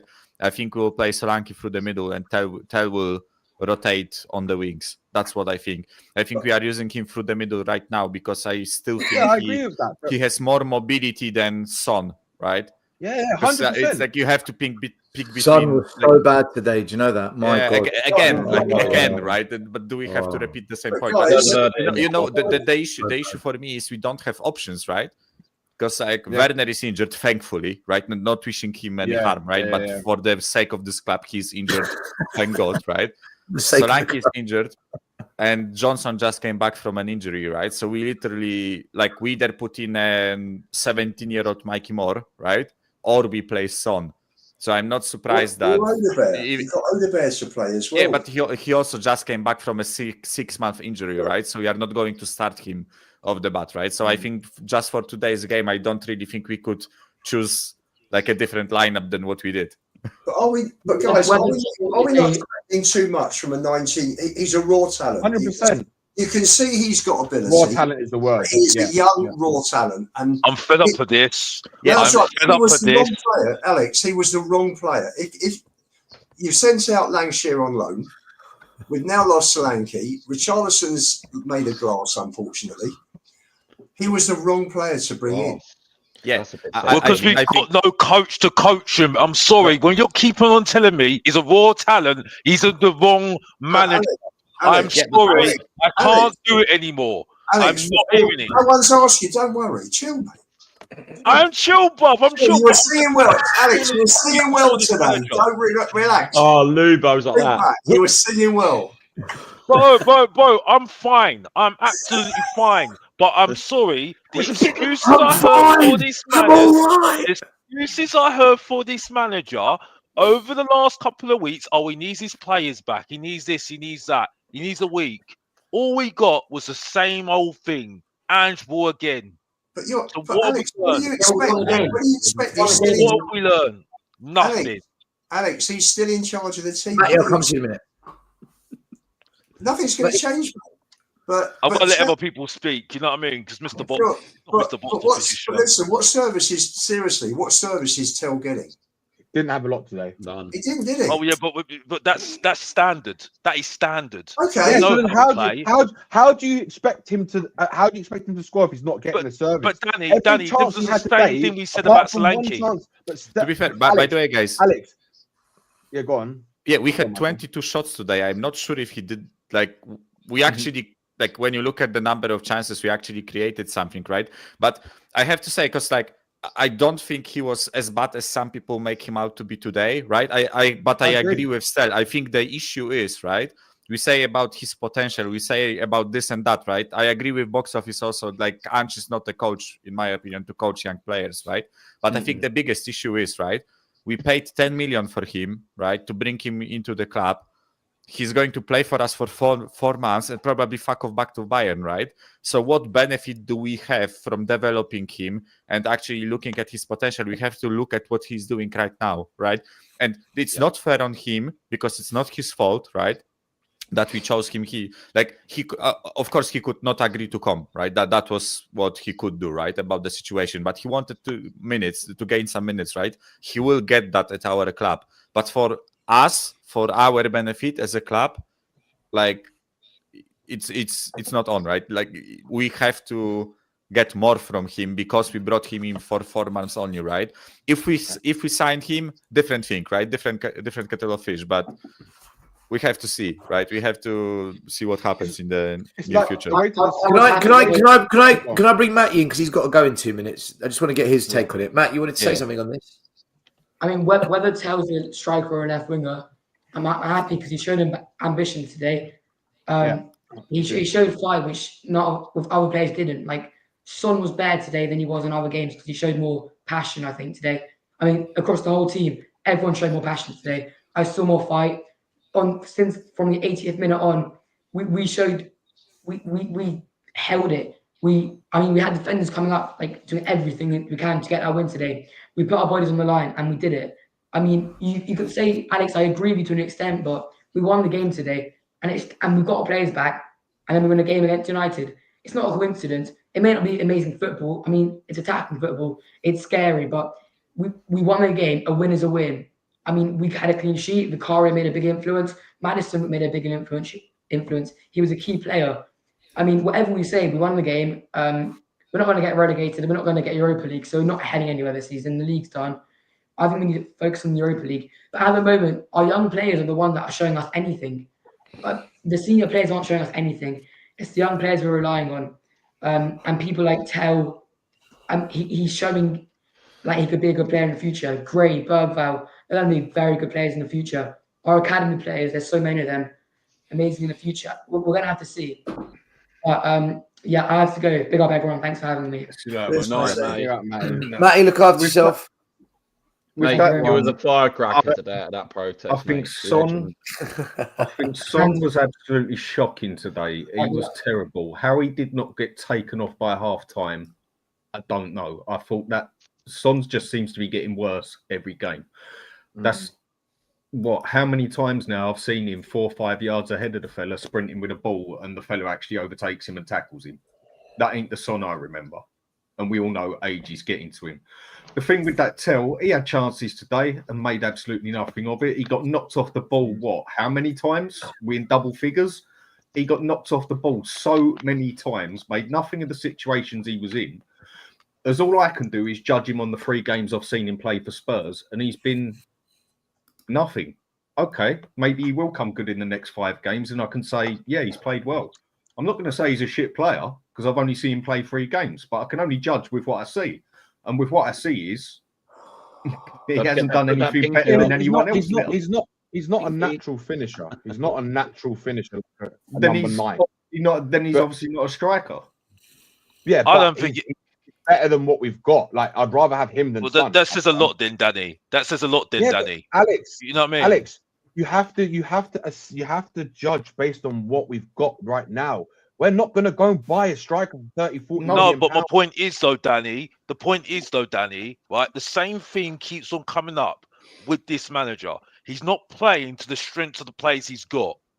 Right, Danny, Dan beside me on the left said it like a year ago, and he's been spot on ever since, and he's been repeating himself because there's nothing else to change your mind on this one. Yeah, this guy is not getting the best out the players that he's got, that the ability he's got right now. I'm sorry. Yeah, right. But, and it's like, and for me, I'm talking about positioning, right? Yeah, I know, but the only other player you could play up front is probably Kulusevski. Maybe he might do a better job. He's not gonna. But the thing is that the thing that annoys he's me not right gonna take now, anyone on. He's got now the opportunity the next 2 weeks, right? Before we've got 2 games a week, and we're going to start making excuses. We've got too many games, because what I saw today at the end of the match summed it up perfectly. Tao fell straight to the ground. Went straight to the ground. Running all game. Yeah, you're not listening to me, Danny. Richarlison don't stop running most of the game. But Danny, you're not listening to me, are you? But Danny, you're not listening time. to me though. Danny, you're not listening to me though. He fell right to the ground. So he was running. He ran a lot again. He did run a lot. Yeah, and what was the problem? What was the problem when we were doing 2 games a week? They were too tired. Yeah. I mean, all right. I know you're getting at, Alex. You're getting at the fact that Ange's not the right manager of Spurs because of the training. But the point I'm making is when he's making these statements out saying, "I need my players back." Oh, we've got too many games. Well, sorry, mate. Well, you're not learning. Because these 2 weeks, these 3 weeks are a good time now to start looking and refreshing and thinking, okay, I've got 3 games until I've got 2 games a week, because we're not in the FA Cup, we're not in the Carabao Cup anymore, right? If I manage these games better, maybe I've got a chance in Europa League right now, even though I don't think you've got a chance, because the Europa League teams are going to be eating this up all day long. I've got to be honest, because he's a PE teacher and a manager. But the point I'm making is, right, sorry to repeat to the audience, but you know what I'm going to say, repeat every single time. But the point is, right, is that he's not learning. He ain't learning. And like I said, there were 2 poor teams, but Man United should have scored easy for their dinner. Nacho was like on the platter for him. That just goes to show how bad they were, right? But look, with this situation, right, like this Tell situation, I just can't understand like why after a couple games, I know fans are judging it as if it's like that he's going to be shit for us. Like, let's just see what happens at the end of the season. And I'm not trying to say like you're saying just because I know what you're saying, Dan. Like on what you've seen, right? He hasn't done a lot, and that's of course because we've only seen him score 1 goal. And I'm not saying he's a shit player. No, I'm not saying he won't come good. I know, but I get what everyone else is saying in terms of he doesn't look like a natural finisher. Yeah, because of when you looked at it today, some of his shots that he was tame. He had 1 good shot, and then the one where he was 1-on-1 and he missed. He didn't control it properly. and that was kind of the rest. That was him summed up. But he had a lot of effort today, and look, people need to remember this kid is 19 years old. He's 19. So why did we go and get him then? Why didn't we go and get someone who's already established? I tell you why, Dan. Because Dan, it was a loan deal. It was a loan deal. You guys know why we protested. We protested. 2,000 people. That was the reason why we already don't want to be moving, do they? So we all know why. We all know why we've got Tell. We got Tell because of our ties with the Bayern Munich and the Harry Kane deal, and we got a loan deal out of it. That's why we've got Tell. There's no other reason we got Tell. I know we've looked at him before, but that's literally why we got Tell, right? But also, Tell is going to be someone who is going to be, again, he'll be rotated across that front three. And right now, he's the better option than Son as a striker. We have to assess what we've got currently right now available to us to play. And the best option out of the bunch that we've got. That, in my opinion, that is it. We won't last that long, Bob, the way that his handshake is going to tick again. Alex, forget everything else. Right this minute, we've only got two options as strikers, unless you play Dane Scarlett, which he's not going to do, right? It's either Tell or Son. And I don't want Son up front because that's great, Bob, but I'm saying to you right now, after today, right, which again shows me again what he's not changing, right? I saw Tell fall straight to the ground, right? So if he continues like this, right, playing every single match, like we did before, right, his hamstring's going to tick as well. Right, forget him being a good young prospect. You get what I'm saying? I'm sorry. I'm that guy at the moment, bro. Because Alex, I'm done with this. I'm done with Alex, when I'm seeing the same things. I'm bored of it now, bro. I'm being honest. Alex, it's unfair. It's unfair to start slaughtering a kid of 19. Well, I'm not slaughtering him. I'm just talking the truth. No, hang on. What do we expect from him? Did we expect? I'm not slaughtering him though. Seriously, why are you being protective of a kid? I'm not being... Hang on, he plays in Bayern Munich. He's 19 years old. Do we expect him to come in and score 5 goals? Well, I wasn't saying that though. Ian, how much does he get paid? I don't know what he's getting paid.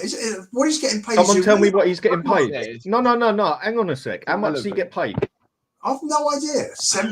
What's he getting paid? 60 grand, 70 grand, 90 grand? 90 grand. Then I expect him to be able to play a decent game of football. No, he's only just came to Spurs, so he's got to settle in and everything. By the time he does settle in at 19 and starts adapting to the Premiership or even trying to adapt to Angie's system, then he's going to be gone anyway. And like someone's just said here, 105k a week. I expect my man to hit that pitch and start playing bloody football. I don't care if he's 19. I don't care if he's 17. If he's getting paid 105 grand a week, get that. He ain't getting leeway. But delirious in 20 grand a week. I can only judge him on what I have seen. Will he come good? Let's hope he will. But at the moment, he's done nothing special. But it has only been 3 games. Yeah, for 105 grand a week, Ian, I expect any player to be able to play in the Premier League and be able to get in that first team. Even if he's 16, if he's on 105 grand a fucking week, I expect him to play. Is he actually on that? Is that just what someoner's just said in the chat? No, I think I was told it was in euros and it's about 90 grand sterling a week. I'm not even I was 15 grand. He's 15 grand out then. 90 grand a week. I expect someone to be able to play football in that first team. But I'm not even having a go at the kid, though. I'm not even having a go at the kid. I'm saying that the kid, unfortunately, is going to be overrun by this manager the way it's going at the moment. You see what I'm saying? I don't believe he's going to develop under this manager, unfortunately, because the way that we play, we don't give him that many chances. Solanke had the same problem. By the way, right? Because every single time we go into the box, we're passing it around like it's like messing around with the ball. We don't actually cross the ball in when they're actually trying. When the striker wants to get into the box and he's waiting for the ball to come to him, and he's waiting, and the ball never comes to him. It's the same old thing, and he's going to get frustrated like Solanke was. In general. Pardon? Oh no. Danny was asking who is waiting. I think you mean like strikers in general in our system. They're waiting in the box for the crosses, right? Yeah, it doesn't matter if it's Solanke or Tell, right? I was sitting there and I was saying, Poro, just cross the bloody ball in. Still just passing it around. I wanted to say something because you touched on Son today, right? And I have to mention something, right? Because it's another thing that pisses me off with Ange, right? And we mentioned it plenty of times. It's about the game management, substitutions, and all that stuff, right? Yeah, agreed. Because he's coming out in the presser saying that he has, like, his players are tired and all this stuff, right? And if you actually look at our game time, right? Poro, Kulusevski, and Son are the three players who played the most football over the last 2 months, right? They play pretty much 90 minutes every single day, especially Kulu and Poro, right? Yeah, but Son also plays like 70 to 80 minutes pretty much every single day, every 3 days, right? So why the hell doesn't he take them off at any point in the match, right? If you have options available finally for the first time, right? Why are none of them coming off, right? Why is Kulusevski playing 90 minutes again, right? Why is Son playing? I think he played like 80 something minutes, right? 86 minutes or something like that, right? 83 or something like that, right? Poro played 90 again, right? I get it that Poro is like an athlete and whatever, right? And I actually do sympathize with some of those players, right? I do sympathize with Kulusevski, Poro, Son, and a couple others who had to run for past 3 months, as box office is saying, right? They are getting run into a ground, right, by this system for past 3 months, playing every 3 days, right? And finally, when we have a chance to actually rest them and give them a break, right? And I get it. The game was on edge, right? Maybe he wanted to keep the more experienced players on to secure the game, right? But you have to manage those players, right? Because what good is there from Maddison and Odobert coming, right? If Son's hamstring pops in a second, right? Or Kulusevski's or Poros, right? Because if there is this like red zone in like the physiotherapy and all that stuff, right? Where they put players in red zone, which means they are susceptible to getting muscle injuries, right? Like Poro, Kulusevski, and Son have to be in fucking ground zero black hole zone, right? Like, let's look at it from that perspective. And again, space there. Yeah, and again we take like who did we take off? I think it was Bentancur, Bergval. I think who else came off? Madison again, right? 60 minutes. Like I get it, he came back from injury, right? But Danso, I think he was like feeling something. He took a knock. He got a knock or something, didn't he? Yeah, but it's like the game management just like I don't know, like and those players then like Kulu, Poro, and Son, right? They are putting in bad performances, right? Let's not kid ourselves. Kulu has been bad for a solid minute, right? At the beginning of the season, he was good when he was more rested, right? And I'm not putting everything on the tiredness, right? There is also something in them, in the system, and all that stuff, right? But finally, when we actually have a chance to just give them a bit of a break, right? Just 30 minutes, take them off for 20 minutes or something, right? He doesn't. He keeps on for 80-something minutes and he's stinking the gaff out, right? Same thing with Kulusevski on the right or in the middle when he moved him there, right? And same thing with Poro. And Poro is getting roasted by wingers, right? Because he's like, I think he's the first player in the league to come close to 3,000 minutes played already, right? Like in the entire league, including goalkeepers. I think only Raya has more minutes played than him, right? Michael, Poro's played more minutes than any other player in the top 5 European leagues, bar goalkeepers this season. Yeah. And he's burnt out. He's burnt out blatantly. But that shows. Again, I'm not putting him on the level or something, right? Let people not mistake me, right? I'm not saying that Poro, if he was rested, he would be this, that, and the other, right? But it definitely doesn't help if you have to play as much as he does, right? Chances are he'd be better. And it just shows again how he's had this other option to put him as a right back the whole time, Spence, and he hasn't done it. And not that any of us have really been telling him to do it because we haven't seen nothing of him. But it even got to a point about 3-4 months ago where people on here and other channels did actually start saying, why doesn't he actually use Spence? I mean, he's there. Everyone was questioning, why isn't Spence in the Europa?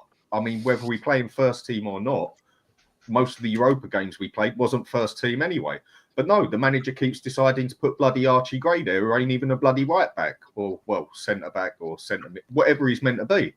and he's had Plays options everywhere to but T rotate. Lady. Yeah, he's had options to rotate. But the only reason this manager has actually rotated anything is because he has had no option but to put another player on there because he's burnt the others out. Why do you think Archie Gray's actually seen football apart from Europa and maybe a League Cup? Blatantly because of injuries. Nothing more, nothing less. Why has Spence actually been able to get on there? Bergvall, injuries. Nothing more, nothing less. Maddison not playing as much. You know something personally happened there. Whether he's got pictures of Angie's wife or something, I don't know, but it's personal. He could have stopped a lot of this happening if he would have had half a brain as a manager and actually rotated some of the players. I mean, Kulu looks absolutely burnt out, and he's been shocking for the past month and a half, 2 months, when he actually was playing well. Porro, he just looks absolutely cooked completely. He can't pass, he can't run with it, he can't cross it at the minute, bar 1 or 2 crosses maybe that he gets in there. He's burnt the whole team out. This is down to the manager, his tactics, his style, and his match management being that piss poor. This is why players are burnt out completely. Would Porro be playing better? Quite possibly if he wasn't like run down to the ground, basically. But he's had all the players. He has had players to be able to rotate through the season, and he ain't done it. He's only done it because he's broken his players. Last bit I'll say because I've got to go. Why haven't we got no centre backs? Injuries. Why are they so injured? Yeah, because of what happened. 2 semi-fit bloody defenders who were like what 60-70% fit in a game like bloody Chelsea and goes and sticks them straight on the bloody pitch and then wonders why they both walk off with an injury. Whose fault is that? To me, that's down to the manager. On loan. And also, he plays the high line as well. He plays the high line as well, which he was doing today as well. Tactics as well. Right, I've got to shoot because I'm absolutely tired. I'll see you lot later on. Take care, yeah? Yes, See you later on, people. It's a joke. It's a joke, though, and this is what I'm saying. It's like this is why I'm saying at the moment. That's why I'm fuming because I just think that the excuses I heard from Tottenham fans over the last couple of weeks is saying we've had too many games, right? One, right? They're all tired, right? We need our players back, right? He's had a week with the players. We'll have another week with the players again. So he's going to do Ange Ball again with them, practice Ange Ball again with them again, right? Okay, we're going to play the same way against Ipswich, which is stupid, right? And you're going to tire out the players again. And then you got this super chat. Thank you. I mean, obviously, you've got to appreciate Jerome's super chat, but he gets on my nerves when I mean, because he don't listen to me whatsoever, this guy. Let me read the super chat. Jerome's super chat says, Alex, he's 19, my guy. If Archie and Bergvall can run every bloody game, I expect Tell to be the same. He was poor for all 3 games. Let's be real here. Yeah, I agree with you about the last part of it, but I'm sorry, the Archie Gray and Bergvall was good in the first, was okay in the first half. Good on him for his assist, but he faded in the second half. He faded. Okay. Archie Gray is not a midfielder. He's not a midfielder because he's not been playing in midfield. He's never got in midfield. Even though, let's be honest here, our midfield's absolute rubbish. I'm sorry, I don't rate Bentancur. He's still a Juventus reject. Right, and he's going to be always my Juventus reject for me every single time. I'm sorry, I'm done with him. Yeah, right? Because I'm sorry. I mean, Archie Gray should be ahead of him. Because I'm sorry, I'm concerned. What did he offer? Nothing. Right? Basuma's whatever. He's up and down. Sarr is not quality. He's got energy. That's it. You might as well get Gallagher back in the team. You should have got Gallagher, but he was never going to come to Tottenham, isn't it? You know what I mean? So I'm sorry. I'm sorry. Like. These players are going to get injured the way that we're playing all the time, and for me, I don't see anything different with this manager. I thought he's learned and just thought, you know what, I've got to just keep it a little bit more calmer. You know, one thing that really does get me with the transfers, like just over a year ago, how he was linked to Walton, and then you have the other guy that's gone to Bournemouth that went from the Championship. 2 very good young English players linked to, not brought. And then I'm sitting there thinking, what did you bring in? Nothing. You talk about David Brooks, Polski? You talk about David Brooks, went to Bournemouth? No, it was the kid that's actually a Tottenham supporter. What's his name? Alex something. Alex. Oh, Alex Yeah. Scott, yeah. Alex He's Scott. an actual Tottenham supporter, and like Alex Scott is a very good young player, like Walton as well. When we were linked to them, I was like, yeah, Levy, go buy them. Then they end up at your rivals. You're like, fuck. Spurs looked at him for ages, Alex Scott. The same way they watched Eze for ages before he went to Palace from QPR. Yeah, two good players missed out on. It took too much time with. I mean, if you're really interested in these players, push the envelope out, put the bid down, get them in for medical, and get them through. Don't keep scouting and keep scouting and keep scouting and keep scouting and wait for them to go to but guys, Man United, we Chelsea, Liverpool. You know, we can't sign every single youngster that there is, right?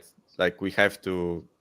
No, but at least show some intent, Michael, with the transfers. I've not been happy with the transfers for the last 5 years. I've gone on that's why we protested 2 years ago. I've been on Savage show about 2 years ago. Like, what do you rate this transfer mark or transfer targets out? 2 out of 10 was a year and a half ago. Corey, that's why we protested today. Yeah. And then when people were going on, oh yeah, what a great transfer window we've had so far this January. No. Like, you bring in 3 players when we were 11 players down.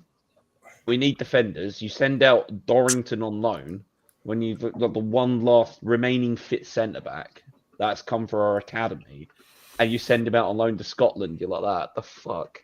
You bring in Phillips. You buy Phillips, and then you send him out on loan. Seriously, what are these young kids got to do to get elite Enoch Levy and someone to believe in them to play them? It's just, I'm scratch my head. You got all these, you got players dropping down like flies for defense, and you're sending defenders out on loan. Craziness, man. It is bonkers. Guys, I don't want to be a party pooper, but I need to wrap it up because I've got something I've got to deal with, and I keep having to go off the screen, and it's not going to work. Listen, I'll go around.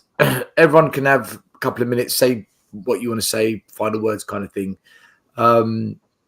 Alex? You're on mute. Listen, guys. Like today was a very positive day earlier on before the game. Yeah, I have to make that absolutely clear. Absolutely clear. Brilliant to see everybody at the stage before the game. Levy out protests, that was very positive. Seeing Ian, seeing Danny, seeing everybody still, seeing Lars Rodden Spurs, seeing everybody unite. Yeah, that was an absolute positive. The game was absolute rubbish as far as I'm concerned. And it's not because I didn't expect it. It's just a case of that, you know, the excuses I heard for the manager saying that he needs all this time and all this waffle. Well, it's still the same thing. So I'm sorry. It's only making me even more want this manager at our club. He's not the right man. And for me, I'm Ange out, and I'm not changing. I'm sorry. And if we win Europa League, it's an absolute minor miracle as far as I'm concerned. And the football's dead. If we win Europa League, because I'm sorry, there's no way, Jose, we are going to win that Europa League with the way that we are playing. And I wasn't having a go at Tell. It's just I just think the way that he's been playing, Son's been absolute rubbish. I've got to be honest. And there's no yes, he was brilliant before. The midfield, and I don't care what the reasons I was told that he left Juventus. He's still Juventus reject in my opinion, because he's not even done anything since he came back. It's Rodrigo Bentancur. Sorry, useless as far as I'm concerned. I still want Højbjerg back in my midfield, which is even more embarrassing statement from my Mr. Box Office himself. So yeah, I think that sums it up everything really. Yeah, and even brilliant. Now we've got the below average Raheem Sterling back in the team, aka Johnson back at Tottenham now. So that's even more better. The tapping merchant. So yeah, even better. And Archie Gray. Sorry, Ian. He's not a midfielder. He's a defender. Sorry, mate. Sorry to say it because he's not playing in midfield. Mate, I love you to bits, bruv. But as far as I'm concerned, he ain't a midfielder. So that sums up how I feel about this club. Sums up how I feel about this manager, who's the worst manager I've seen for a long time now. And that's it, really. Come for your courtesy of Mr. Box Office himself. If you don't know, get to know. Yeah, and back to you, Still. I'm done. Back to me to say, Rowley, thank you for becoming a channel member. Great to meet you today as well. Danny? Yeah, I think a positive thing was the protest today, and I just hope that we can. This is the start, and we can keep gaining momentum from this.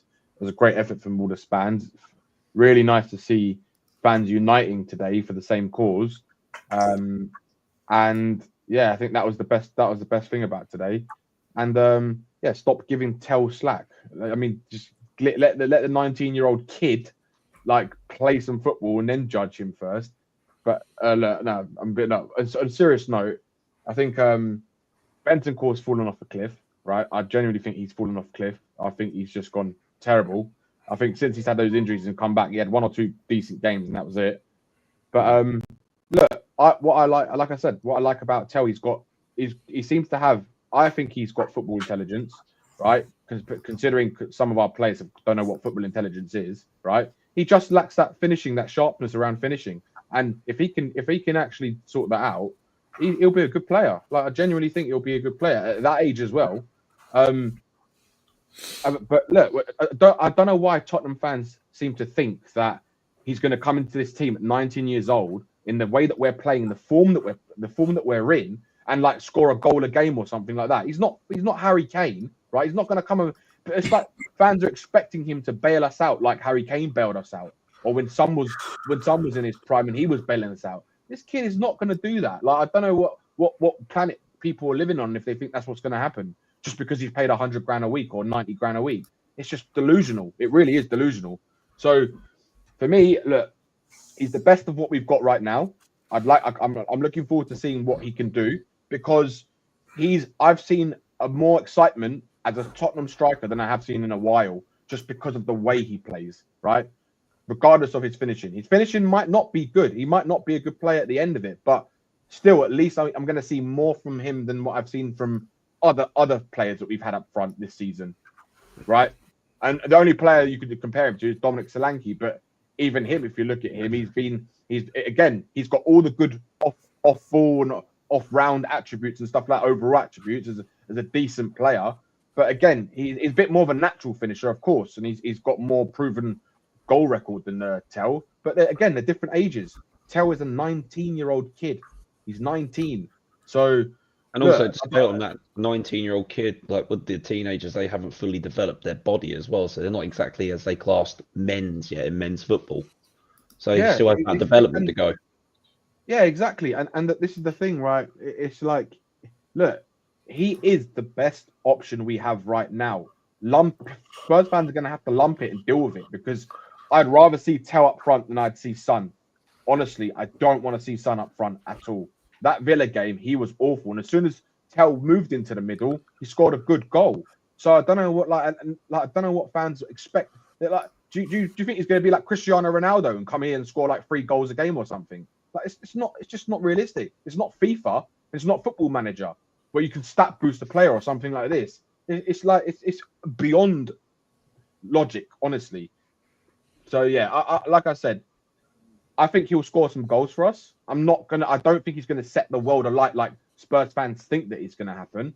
I think he'll score some goals. I think he'll do a job, and that's all we need right now.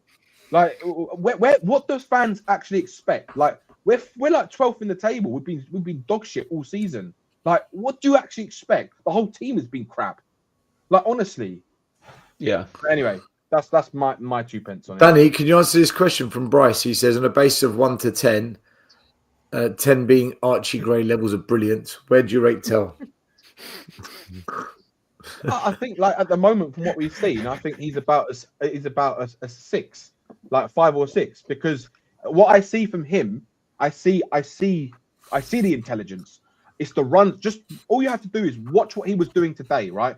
And how much he wants it. Like, he's really trying. But not just that, it's the runs that he was making and stuff like that. Some of the touches were good, some of them are bad. He's not Cristiano Ronaldo or Messi. Like, I don't know what fans are trying to expect here. Like, honestly, what do you think it is? Like, you think we've I'll just have signed to- it's like people look at Tell, right, and they think, oh my God, we've signed the Messiah. Like he's gonna solve all our world problems. Like, come on, man.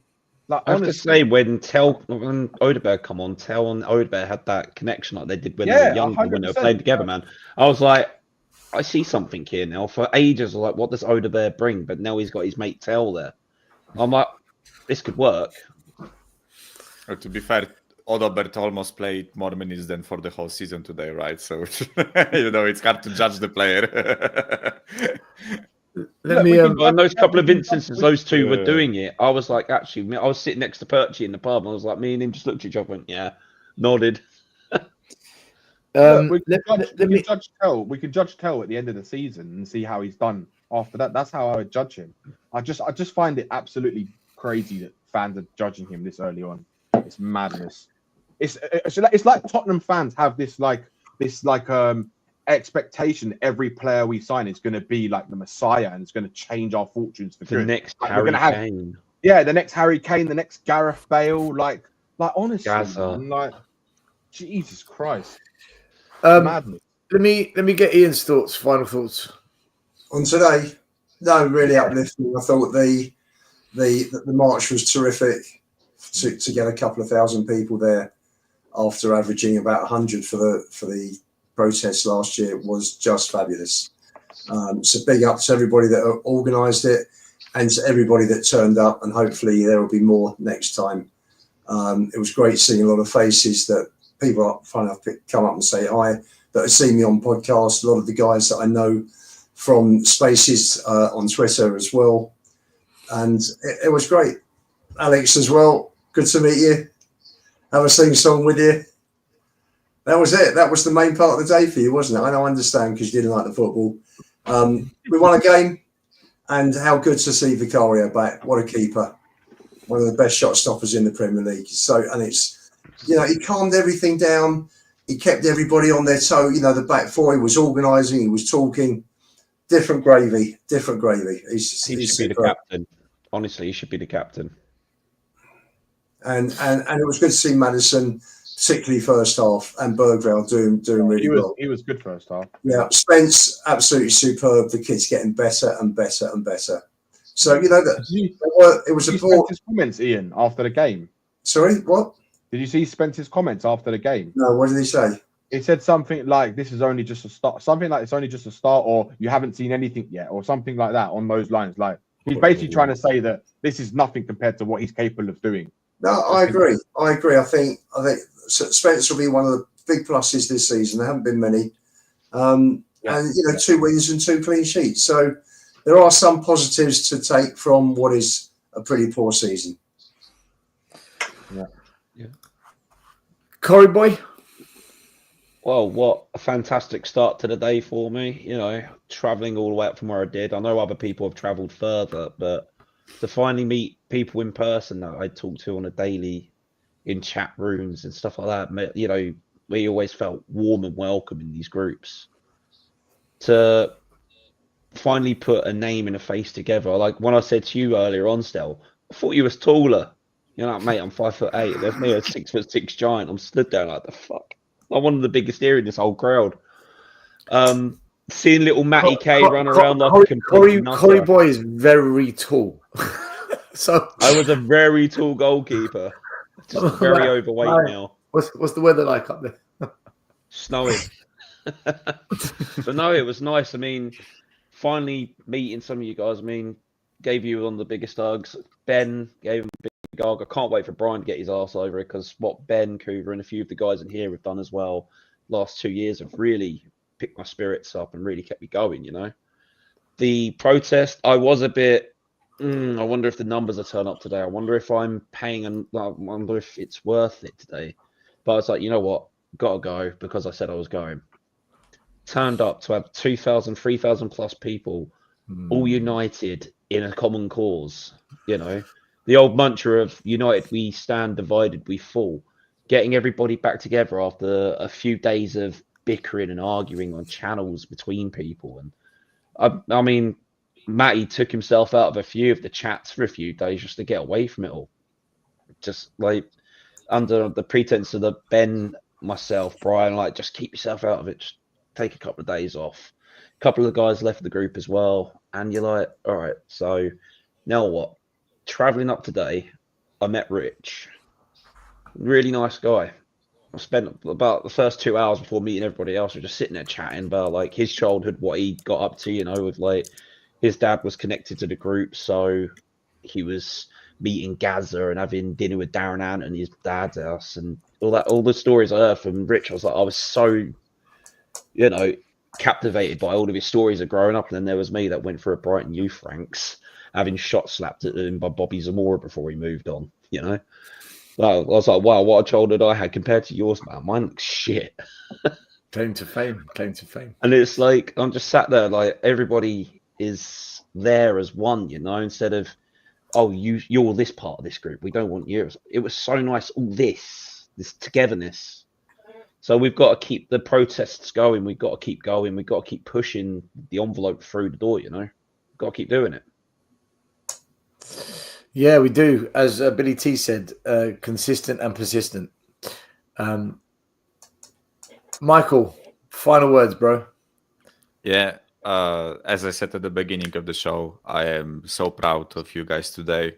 All of you that went to the protest, and all of you abroad that had your spirit behind the team. Let's call it, right. The team in front of the stadium, not in the stadium, right. I am happy that we won today. I wasn't really paying much attention to the game. I was driving the car, so I just had it in the background, listening mostly to the commentary. Right. I'm a responsible driver. I'm not looking at my phone while driving. So go on, Rodders. No, but yeah, as I said, I am so happy. I will most likely be able to join you guys hopefully in a protest ride. I just hope that if we start winning from today, let's hope, right, for the benefit of the team, let's hope that we start winning, right. I just hope it doesn't stop the momentum, and fans still. I think fans are at the point where they actually see beyond just the results on the pitch. And just as an added bonus, as a foreign fan, every day in the misery of Manchester United fans is a happy day in my life. Michael, fuck this club. I am so happy that they lost to us 3 times this season. Michael, I am so happy. I hate you. I'm going to say fans, something right? here, buddy.